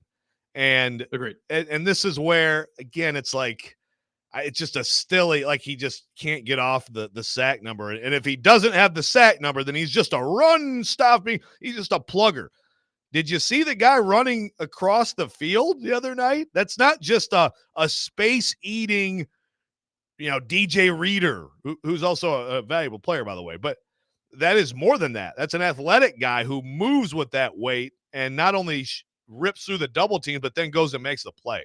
So you're right and he's wrong. Now, again, I think it's a pretty decent debate. It's not like a face melter like Stilly has often. No. But he's wrong. I mean, again, you're right. I'll right. ask you. I'll make a ruling. I'll ask you. Do you believe that everything we know about Devondre Sweat to this point, the way that it's played out, and again, it's 4 games. There's still a long way left to go. But do you believe he would have been drafted higher than 38 based on what we've seen from him to this point? Yeah. That, like in particular, Monday, that's a first-round pick. Yes. Right. That is a first-round pick on the field playing. I didn't see a sack. Watch football. That's a first-round pick. So, yes. Is it a like top 15 pick? I don't know. But if you took away the concerns, and look, it's still early. I mean, I don't know that a long way to go. I don't know that next camp he doesn't show up at 385 and then we start all over again. But again, like the point being, like right now, your statement was if, right? Your statement was if that's him. And yes, if that's him, then I think he's safely a first-round pick. And again, that means if that's him through the duration of his career, that means all those concerns, he got rid of all that stuff, is a pro, does what he's supposed to do. I mean, he said it himself on draft night. He's like, yeah, I keep it to 350. I'm a Hall of Famer. I mean, I don't doubt him. Like, I think he actually has that kind of ability. I also think that's probably going to be a challenge. It's going to be a thing that you have to work on constantly. I'm just imagine how good he'd be, Joe, if he was at the minicamp. If he was at the minicamp, he'd be really, really good. Oh, my goodness. Yeah. It's seriously, if he had just been ready to play, and what would he be doing now? He probably would have got 4 sacks the other night, 4 sacks. I agree. 615-737-1025, our phone number. We will be joined by Charles Robinson coming up next. We'll get into the Titans and all things NFL with him. Robbie and Rex Road, 1025, 1063, The Game.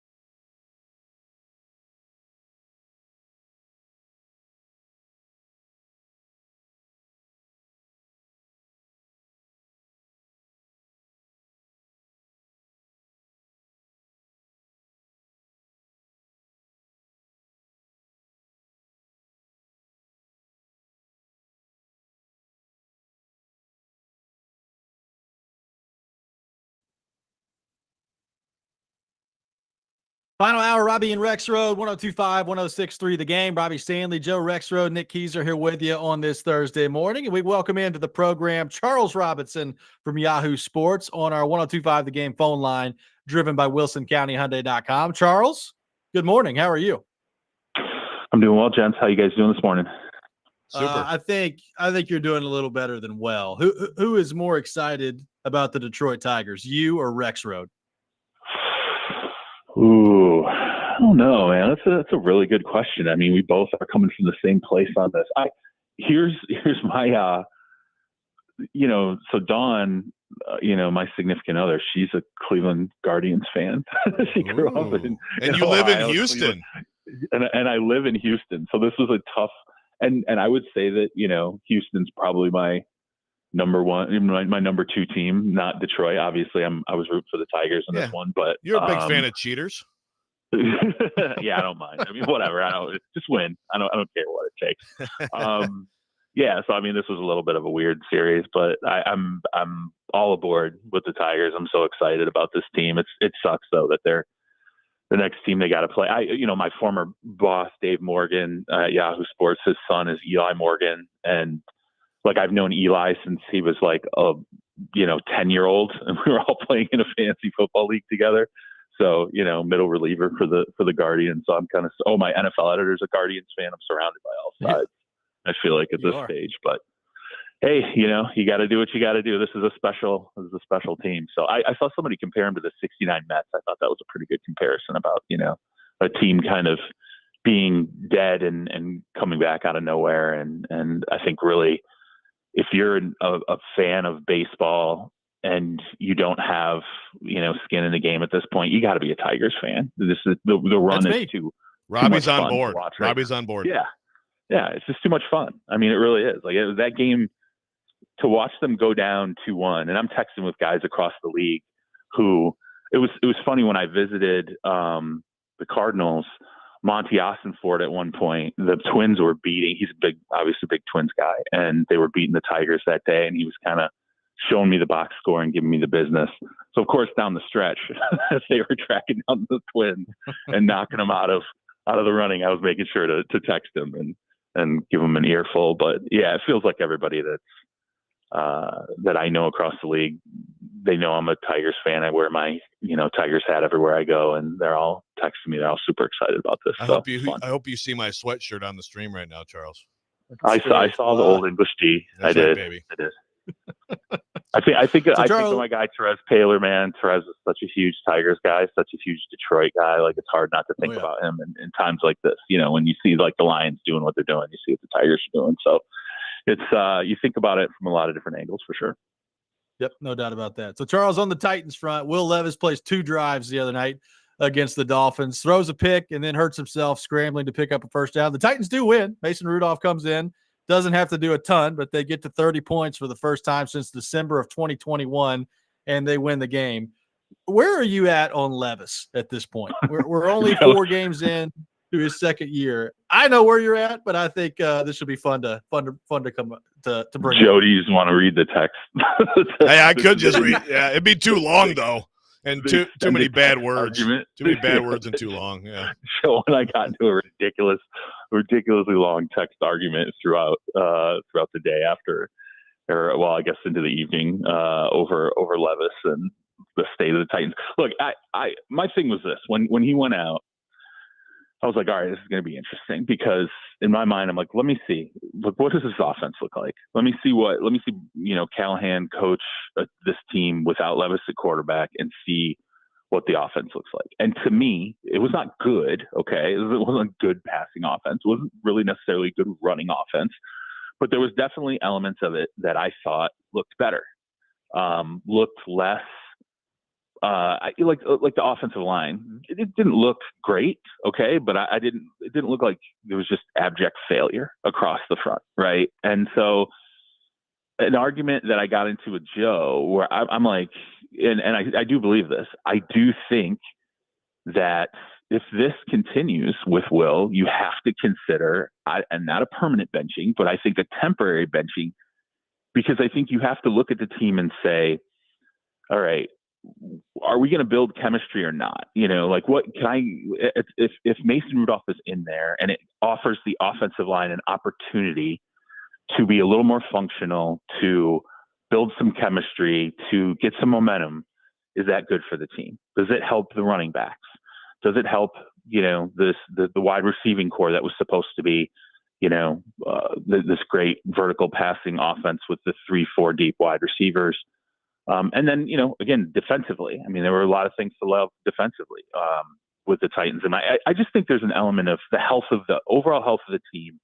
And do you put them through the wood chipper with the quarterback if the quarterback is failing every game out? You're having these critical kind of, whether it's turnovers or just a lack of consistency or whatever. And I do have some institutional knowledge here from the standpoint of watching the Jets with Zach Wilson. And I'm not saying Zach Wilson, but the Jets were often a better team than what was being showcased with Zach Wilson. Now, the offensive line was terrible, and there were injuries, breakdowns, all these different things.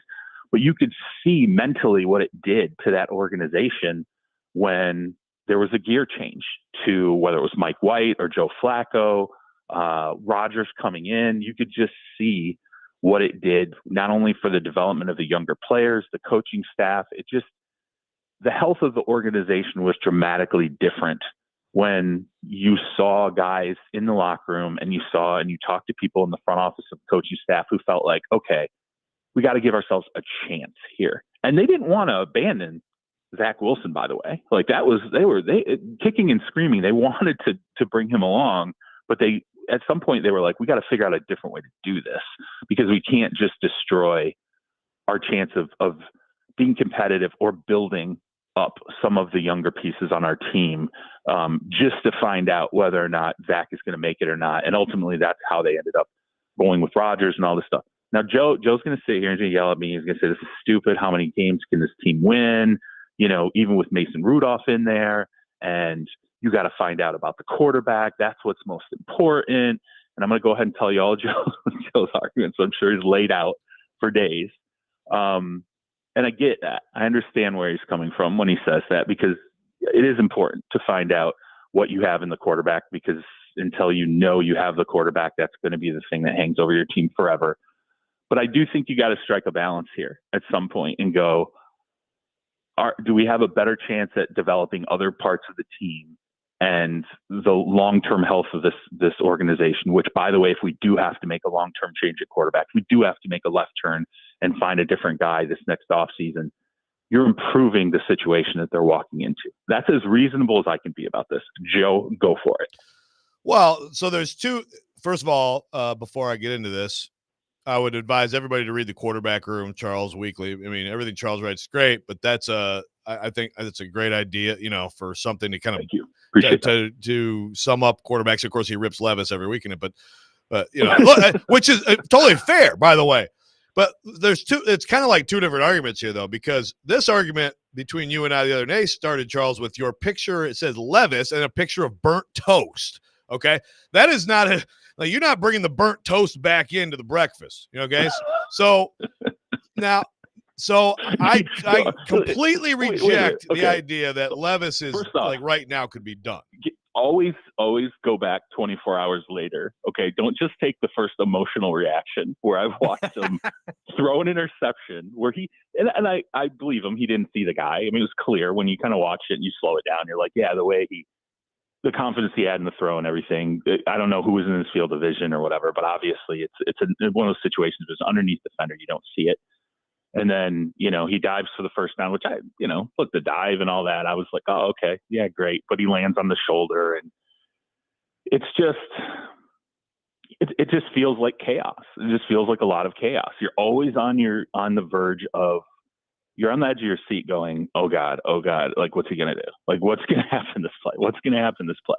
And eventually what you think is coming, it comes with him. And yeah, initially when I watched it again, and it was because I told you guys last week, and I've been saying it to Joe relentlessly, like, he can't keep doing this.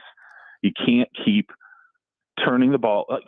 And it's not like this is just an NFL thing. Okay. Like, it was a problem at Kentucky. Okay. Right. I mean, he threw he averaged like basically an interception a game when he was at Kentucky. Yes. He had fumbling issues at Kentucky. And when you talk to people that, deal with building offensive schemes and handle quarterbacks nonstop, the two things they will tell you: quarterbacks who take sacks in college and turn the ball over in college, they take sacks in the NFL and they turn the ball over in the NFL. That's what that translates.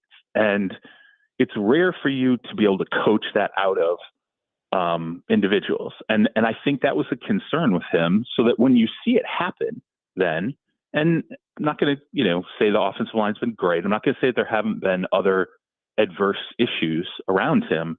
But, again, like you can't keep peddling it off to other things. Like, oh, we just got to develop them. We got to find out and just don't worry about anything else. We got to worry about the quarterback, or geez, it's the offensive line, or it's, it was the play caller, it was this coach or that coach. Like I've done this so long where it's like this cyclical thing that never ends in the NFL. Like people will find every other person to blame for a quarterback as long as they possibly can until it just can't be done anymore. And I don't disagree with any of that. And he's been bad. I don't disagree, but I'm just saying right now, like you can't build an entire season, which is what they've done. Yes, they signed people to get their roster up to like a somewhat decent level. They have some good pieces. Right? To find out. You're like, let's find out. So that you've given them pieces. He's had 3 games and a pick after having 9 games with 4 picks last year. And then none of them were of the, oh my God, what are you doing variety. So look, I'm not optimistic about where it's going to end up. Last year doesn't matter though. Let's go ahead and put last year away. Well, right? but like the point is, but you just brought up Kentucky, Charles. So I'm with you. You're right. He turned it over at Kentucky. But last year, he did not turn it over at an alarming rate. So there is at least some stretch of football at a high level in which he was not a turnover machine, right? So there was more of a limit. I think first off, there was more of a limited. There were in terms of how the offense was functioning and the suite of plays that were available to him, the overall playbook. That's fine. Think absolutely, it was more conservative that last year, right? I don't doubt that it was more conservative, but again, like 2 of the turnovers this year. I mean, I just had this argument yesterday with Stilly, who he wants to put it all on. Like last year, you put me in that boat. Yes, you and Stilly are on the same team.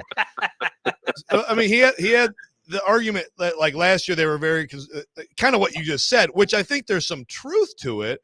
But like the turnovers this year, like there was not anything to do with their offense or what the defense knew about him when he's like, here, I'm just going to flip this over here. Excuse me. Or there was nothing to do with the offensive scheme, how much is available to him, or how much defenses know about him when he's like, hey, Tajay, let's play some bowling here on this play. Let me see if I can knock you down like we just scored a touchdown and we're doing a bowling celebration. Like these plays that he's doing this year, I mean, I think he's just way over. He's got too much pressure on. That's what I think it is. I think right. I don't know that it's going to get any better, but I'm just saying that right now at this point, and you can't change it. Also, so now you said bench him for a little while.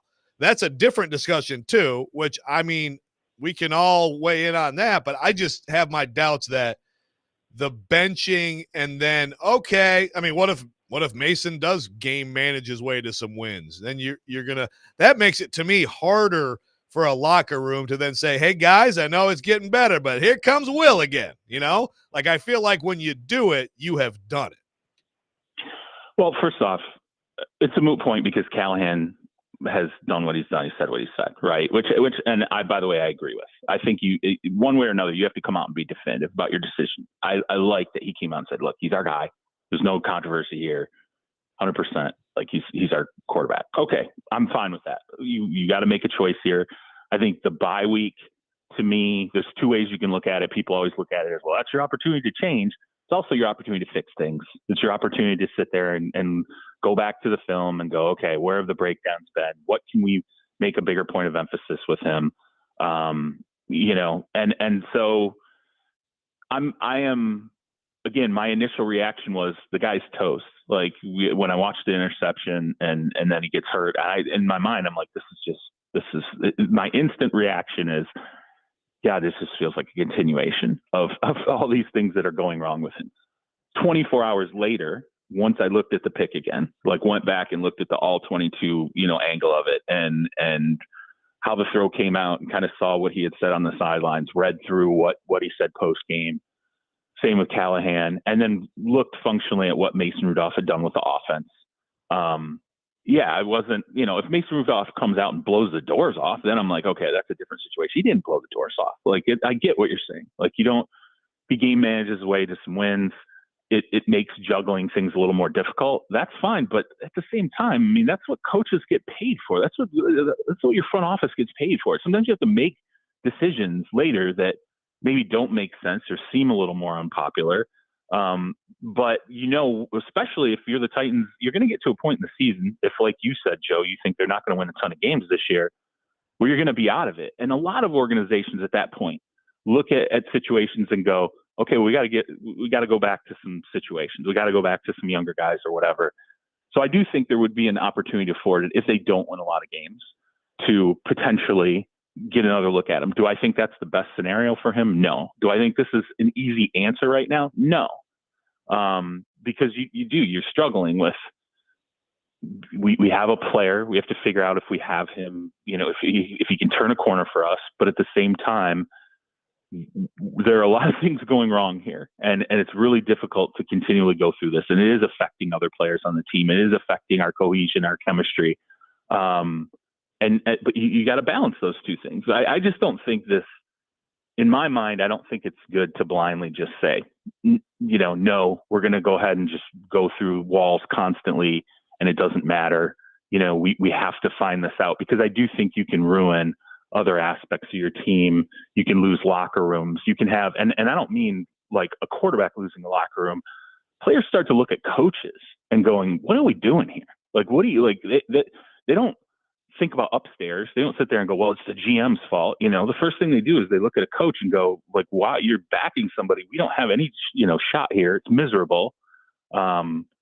You get into late November and they've got the car warmed up in the parking lot, and next thing you know, you're just going through the motions in December. Like, you don't want that to ever happen with the team. I just think, look, it's a debate. I think it's fine to have that debate. I think it's okay to consider how you could potentially juggle the position if it has to come to that. If they decide to go the other way, if Callahan says, no, we're sticking with this guy until it's just, we know it's ground to a pulp and there's nothing here, or he turns a corner, then that's the coaching decision that he ultimately makes. But I've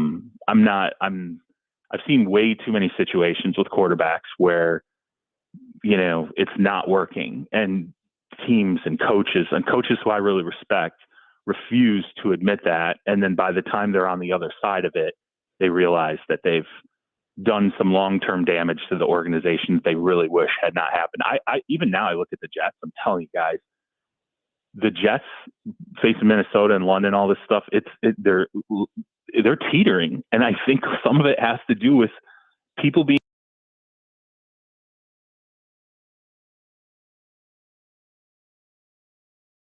and then sitting there going, this feels similar.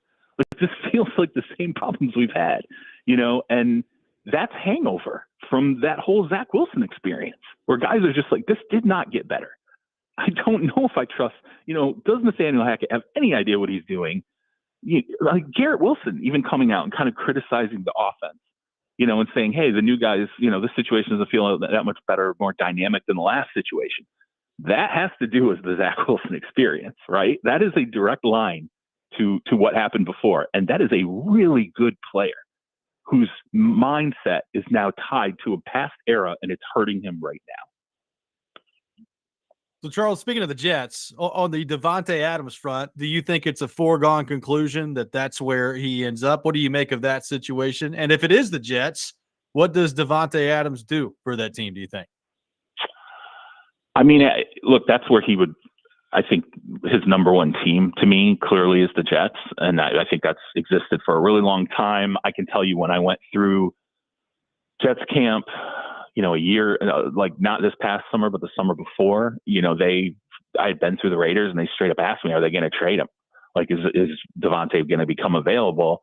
And at that time I was like, yeah, I think it's definitely a possibility by the trade deadline, they'll be shopping him. And I brought up the contract, and I had somebody inside the Jets explain to me, like, here's why he's tradable financially. Like, they had already gone through his contract. And this is during the course of the 2023 season. It's on the doorstep of the 2023 season. And they'd gone through his contract basically in advance of thinking he's going to become available. We're going to try to acquire him. They did check in. The Raiders were stubborn about it. They weren't going to move him. And so that all still exists. Rodgers wants him. You know, there's all these different things at play, but it's complicated. Look, his hamstring issue right now, I've been told it's legitimate. It's not fake. So that's a little bit of a concern. His contract's really jacked up, super wonky. Like they're dead drop years that kind of like accelerate. And it's just a huge number for him the next couple of years. You'd have to do some work financially if you're the Jets to acquire him. And then I think even the price tag, the Jets are always really historically under Joe Douglas, the general manager, like they drive a really hard bargain from a trade standpoint and they try to get everything as cheaply as possible. And I think, the Raiders are going to sit there and go, well, there are other teams that are going to be interested in him. San Francisco's got interest, the Bills, the Ravens. I hear the Cowboys, but I don't know. I get that sense when I talk to people in Dallas that that's really that high of a priority for them. But there's going to be a swath of teams that, and I think he has some interest with the Saints, obviously because of the Carr connection. He will get moved. He's going to get traded. In my mind, I think that's a foregone conclusion. I'm curious to see what happens this weekend because I think, how some teams play this weekend might potentially push. Like if the Jets come out of London, if they lose coming out of London, they're 2-3. I think it's total desperation mode at that point for the Jets. I think you have a front office that's going, at that point, you're like, I don't care about trading away certain future picks because I'm not going to be here. Like who cares if I'm trading away a pick and worried about, not having that pick next year. I won't have a job anyway. And trust me, GM's definitely getting that mode. I think it'll be the same for the coaching staff. So there's a very good chance that Minnesota beats the Jets in London and the Jets come out of that situation going, we got to get the Adams deal done now. Fine. They want a second and third. Let's give up a second and third and figure out a way to get him, into our building as soon as possible. But he's definitely getting dealt. I don't think there's any question about that. It's just a matter of some mechanics and obviously the price and where the Jets come down on it. How bad is it for Jacksonville, Charles? Did you hear Doug Pearson? I mean, didn't it sound like Doug Pearson threw the players onto the Yeah, a little bit. Yeah. I'm like, I don't know what's going on with Press Taylor as offensive coordinator, but like that was a problem in Philly for Doug. And Press Taylor is part of the reason why Peterson was out in Philadelphia because he wanted Press to be his offensive play caller, his OC, all these different things in Philly. At least this is a story Philly told after Doug was gone. And ownership was like not happy with what was going on with Press Taylor, how he was coaching Carson Wentz, a lot of different things. And it became part of the reason why Doug got to this crossroads with the Eagles and was like, my staff is my staff. I'm going to do what I want. If you don't like that, let's just part company. And then that's what ended up happening. Now he's in Jacksonville. There's questions about the game, the play calling with Press. And first off, Doug basically comes out and says, yeah, he's calling, like he reveals, it's been like this question in Jacksonville, like is Doug calling plays? Is Press Taylor calling plays? Pretty much says Press is calling the plays. So that's pretty clear. So you're like, why is Doug? Because Doug was hired there to call plays, to groom the quarterback, call the offensive plays. He's not doing that. I think there's a big question mark over like why exactly, what is it about Press that makes Doug feel like, yeah, let me go ahead and just hand over the offense to him and let him call plays. But, to defend the OC is one thing. To defend the OC and go, well, we as coaches can't go out there and make the plays. There's a whole other thing. And that's not what he said, by the way. When you go back and look at his introductory press conference, he said, it's on us as coaches to get players to a certain level, to develop players, all these different, he just made it clear, like we're going to get the players where they need to be. The players are going to make these plays and it's all coming down to us and what we can do with them. And this feels like a mood change. 0-4 is super ugly. I think it's a hole they don't get out of. And I made the point. I wrote, like, look, he was brought in to develop Trevor Lawrence and to win games. He's not winning games, and Trevor Lawrence is not developing. He just isn't. He's regressing right now, and you can't blame health. You can't blame the surrounding pieces now at this point because you made changes to bring him to another level. It's not happening, and I don't know, from the Jaguars standpoint, I don't know how much longer you can kind of go through this regression and not say, yeah, this just didn't work out. We took our shot. Urban Meyer was horrible. He got us away from horrible, but we're not advancing to the point where, at the very least, we're not, our quarterback can't be spinning the wheels when we sign him to a 5-year, $275 million deal. It just can't happen. Well, Charles, great stuff as always, man. Really appreciate you taking time to be with us this morning, and we will talk to you next week. Can you not put me in the boat with Stilly? Wow. Charlie and Stilly. Charlie and Stilly. Let's have that show. Show that could be. Yeah. Charlie, Paulie, and Stilly. Like, and when I send you the burnt toast thing, like, just it's okay. Just know that I'm watching. I'm emotional. You know, I'm. You've seen what's happened on social media. You got people coming out. You just hate Levis. like, no, man. I like this guy. I said all kinds of good things about him, but you know, you have to be honest about what's going on right now. It's not great. And by the way, just so people know, I want him to turn the corner. I want him to be great. Like, I think it's awesome. I think one of the best stories in the NFL. Look at Darnold. It's amazing to see what's happened to him. It's amazing to see what's happened to Baker Mayfield. It's amazing to see Geno Smith, you know, go through all those years and turn a corner. I want every quarterback to play amazing football and reach every single ceiling possible. But I'm not going to just sit here and bang my head against the wall forever. So fair enough. My diatribe. Good argument. Thank you, Charles. Okay, guys. Have a good week. Charles Robinson from Yahoo Sports joins us every Thursday morning at 8:00. A lot to react to there from Charles. We'll do that next. Also, could a certain member of the Tennessee Titans find himself on the trade block later this season? We'll get into that. Robbie and Rex Road, 102.5, 106.3, The Game.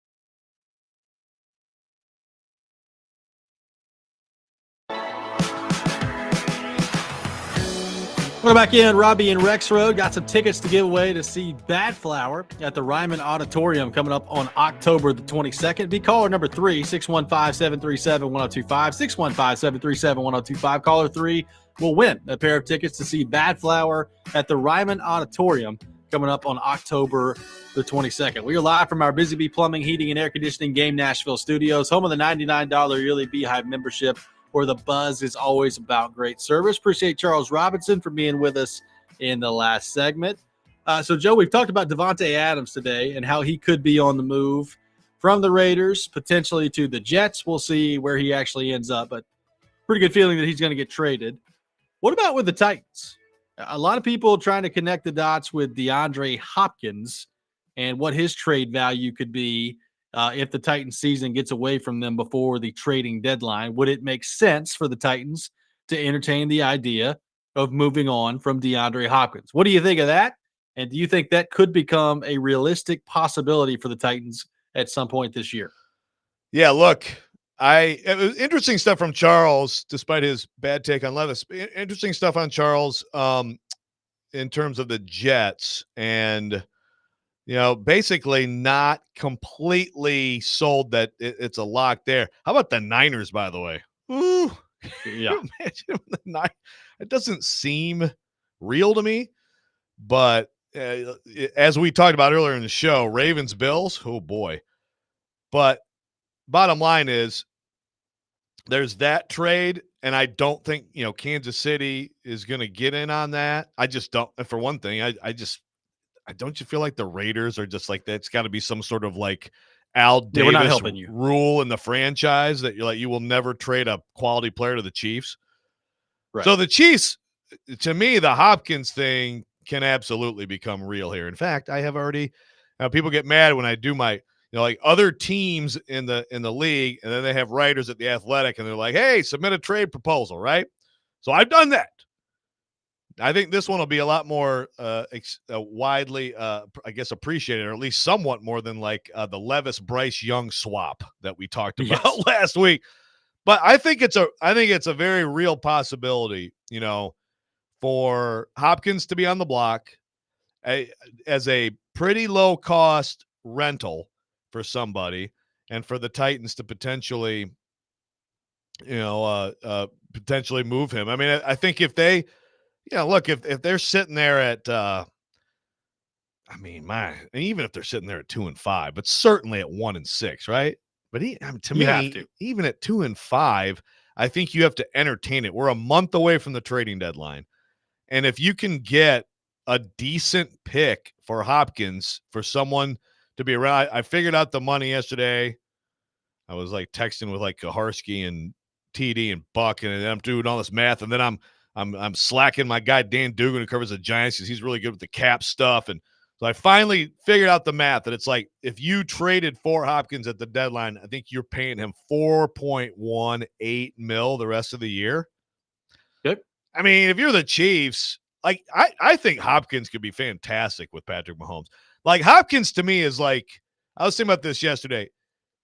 He's almost, just because of his route running, his feel against zone coverages, things like that. Like it's like he's the receiver Kelsey. Kelsey's not fast, but Kelsey still gets open, makes plays. I know some people are like, oh, Kelsey's having too many Mai Tais with Taylor Swift and he's out of shape, but he had a good game last week.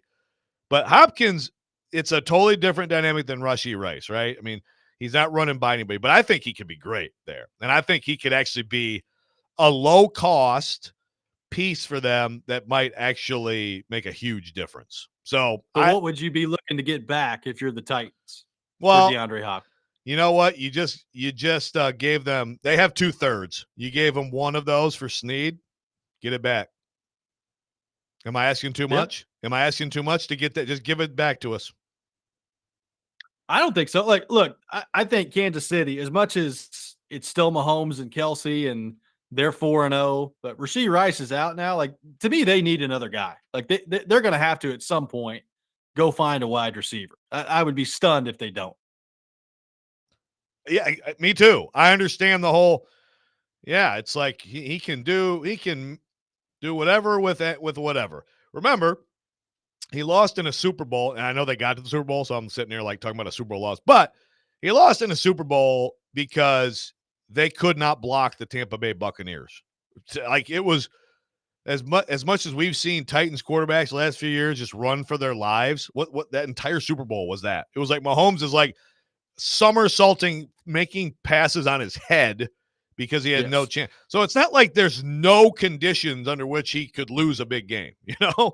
And I feel like they're going to get Pacheco back, and they've got guys who can function in that offense, and they're still going to be really good, but I don't see them winning it without a significant add at receiver. Again, you tell me. I guess we still don't have total clarity on Rashee Rice, right? We don't have total clarity, but look, go look at the play. It doesn't look great. But it's weird, though. I agree, but it is like apparently. I mean, some people are reporting it's not season ending, so I guess that could. Like, if you're going to get him back like for all of December or something going to the playoffs, then maybe you're less motivated to do something like this. Right. To me, it's a no-brainer. And I think Hopkins actually, I think he and Mahomes would immediately have a great connection. So what do you make of that idea that Rex Rhodes thrown out there? Should the Titans consider putting Hopkins on the trading block as the season goes on here? We'll take more of your thoughts on that coming up next. Robbie and Rex Road, 102.5, 106.3, The Game.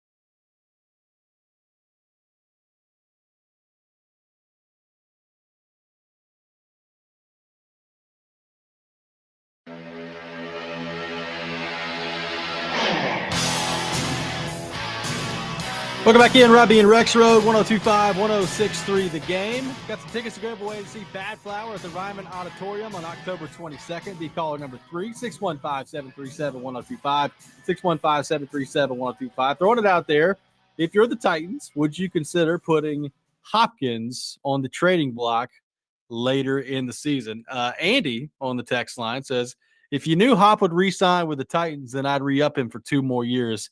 He's the one who we can count on, and he loves Nashville. Got another texter that says, Ridley Boyd NWI is not a core that can be used to properly evaluate Levis. We're right back to last year. I just don't see how a 3rd-round pick at best is worth throwing away the whole main objective of the season. And what's our plan to move on next year? We have to use the 1st-rounder on a right tackle. We think we can replace D-Hop with a 2nd-round pick. I have extreme doubts. This is from an unnamed texter on the text line. These are fair things to bring up. Absolutely fair things to bring up. Now, one thing I will say on the whole evaluating Levis and what's around him. Remember, if this is at the deadline, we are talking about 3 more games. Okay, so we are talking about 3 more games until this happens. So, I mean, I think at that point, you're getting closer to like, okay, what are we looking at here? I mean, Will Levis has to have some good games without bad turnovers real fast. Quickly. So there's that. Real quickly. As far as next year, I mean, look, but my counter to what you're saying, again, I think that's all fair thing. Those are all fair things you brought up. But my counter would also be, okay, so what is Hopkins next year? What is Hopkins the year after that? He did have another injury here. You know, we're going to say, I mean, I think if you're the Chiefs even, you're like, okay, this guy has had quite a few injuries. He's had a PED thing. He had another injury this year. Is he now closer to breaking down? Going into last year, that's why the Titans paid more than anybody else, because people were like, ooh, this just looks like someone close to the cliff. And instead, he has a 1,000-yard season at, 14 a catch, or maybe 12 a catch, but a 1,000-yard season, excellent production in a terrible offense. But at some point it does come for these guys, and that's where – so if you think it might be and you're the Titans and you can get away and you get a 3rd for someone who is on that track, then you just won the trade. If you think that, nah, man, this guy is timeless, the way he plays, the catch radius, just the routes and everything, he's going to be a heck of a player for the next 2-3 years, then okay, then maybe you're hesitant to do it. And you're right. Once you take him away from this offense this year, you are absolutely worse and you are less equipped to evaluate a quarterback. Well, now, having said that, I think you need to start, and maybe they already have had some of these conversations with Hopkins, but like you got to start having it now, because if I'm him, as much as I like Nashville and as much as I think he's been such a professional, has done a great job since he's been here, there's not been a whole lot of winning that's gone on. And at this stage in his career, like, would he even have interest in coming back here next year? He may not. Like, I have no doubt that he likes Nashville, but like at some point, like if Levis doesn't play any better, is that going to be attractive to DeAndre Hopkins to come back and sign up for another year of that potentially next year? Or, enter into an offseason where there's quarterback uncertainty, whether you're taking one in the draft or you're trying to go sign a veteran in free agency? Like, I would have my doubts sitting here today if I'm him about re-upping with the Titans if it continues on this trend. Right. He can live here part of the year like half of the retired athletes in the world and half of the actors in the world. He certainly Correct. Can continue to enjoy Nashville and play on another team for a couple of years. No, I'm totally with you. And the thing is, again, let's go through these 3 games. And let's say they lose and they're bad and Levis is bad. So now it's like, hey, re-up with us because we will do something at quarterback next year. Don't know what, but maybe it'll be good. And maybe we'll win next year.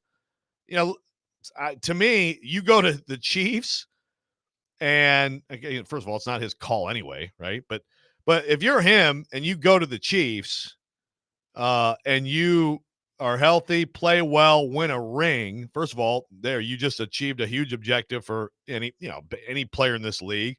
And then also, like, you're much more attractive to me to the NFL at large, given that kind of impact on a great team. So I get the arguments against it, but I think if you could actually get something now, if we're talking like a 5th or something, then then I'm less interested. But I think if you could get it to that range, get that third back that you gave up for Snead, I think you really have to think about it. If it goes the way that we are projecting it's going to go for this team. Well, we went through the schedule earlier, right? Like it is hard. And again, it's the NFL. Weird things happen, but it is hard to imagine the Titans anything other than either 1-6 or 2-5 based on their next 3 games. So if you're 1-6 or 2-5 when you're making this decision, like it probably makes you a little bit more willing to make that move. Oh, yeah. And again, there's just like Charles said about the Devontae Adams trade, right? This weekend matters. Matters Yes. for the Jets, matters for other teams too. Like that obviously informs decisions. Hey, if Levis goes in and plays like a young Josh Allen and beats the real Josh Allen and goes in and, puts misery on the Lions fan base that is destined for some level of misery this year at some point. Hey, okay. And Hopkins is great and they got a great connection and all of a sudden it just clicks. Then you don't have, you don't have to make the decision now, but I do think it's worth talking about. That is going to do it for us today here on the program. We will be back tomorrow at 6 a.m. Hope everybody has a wonderful rest of their day. Chasing Big Joe is coming up next. You're listening to 102.5, 106.3, The Game.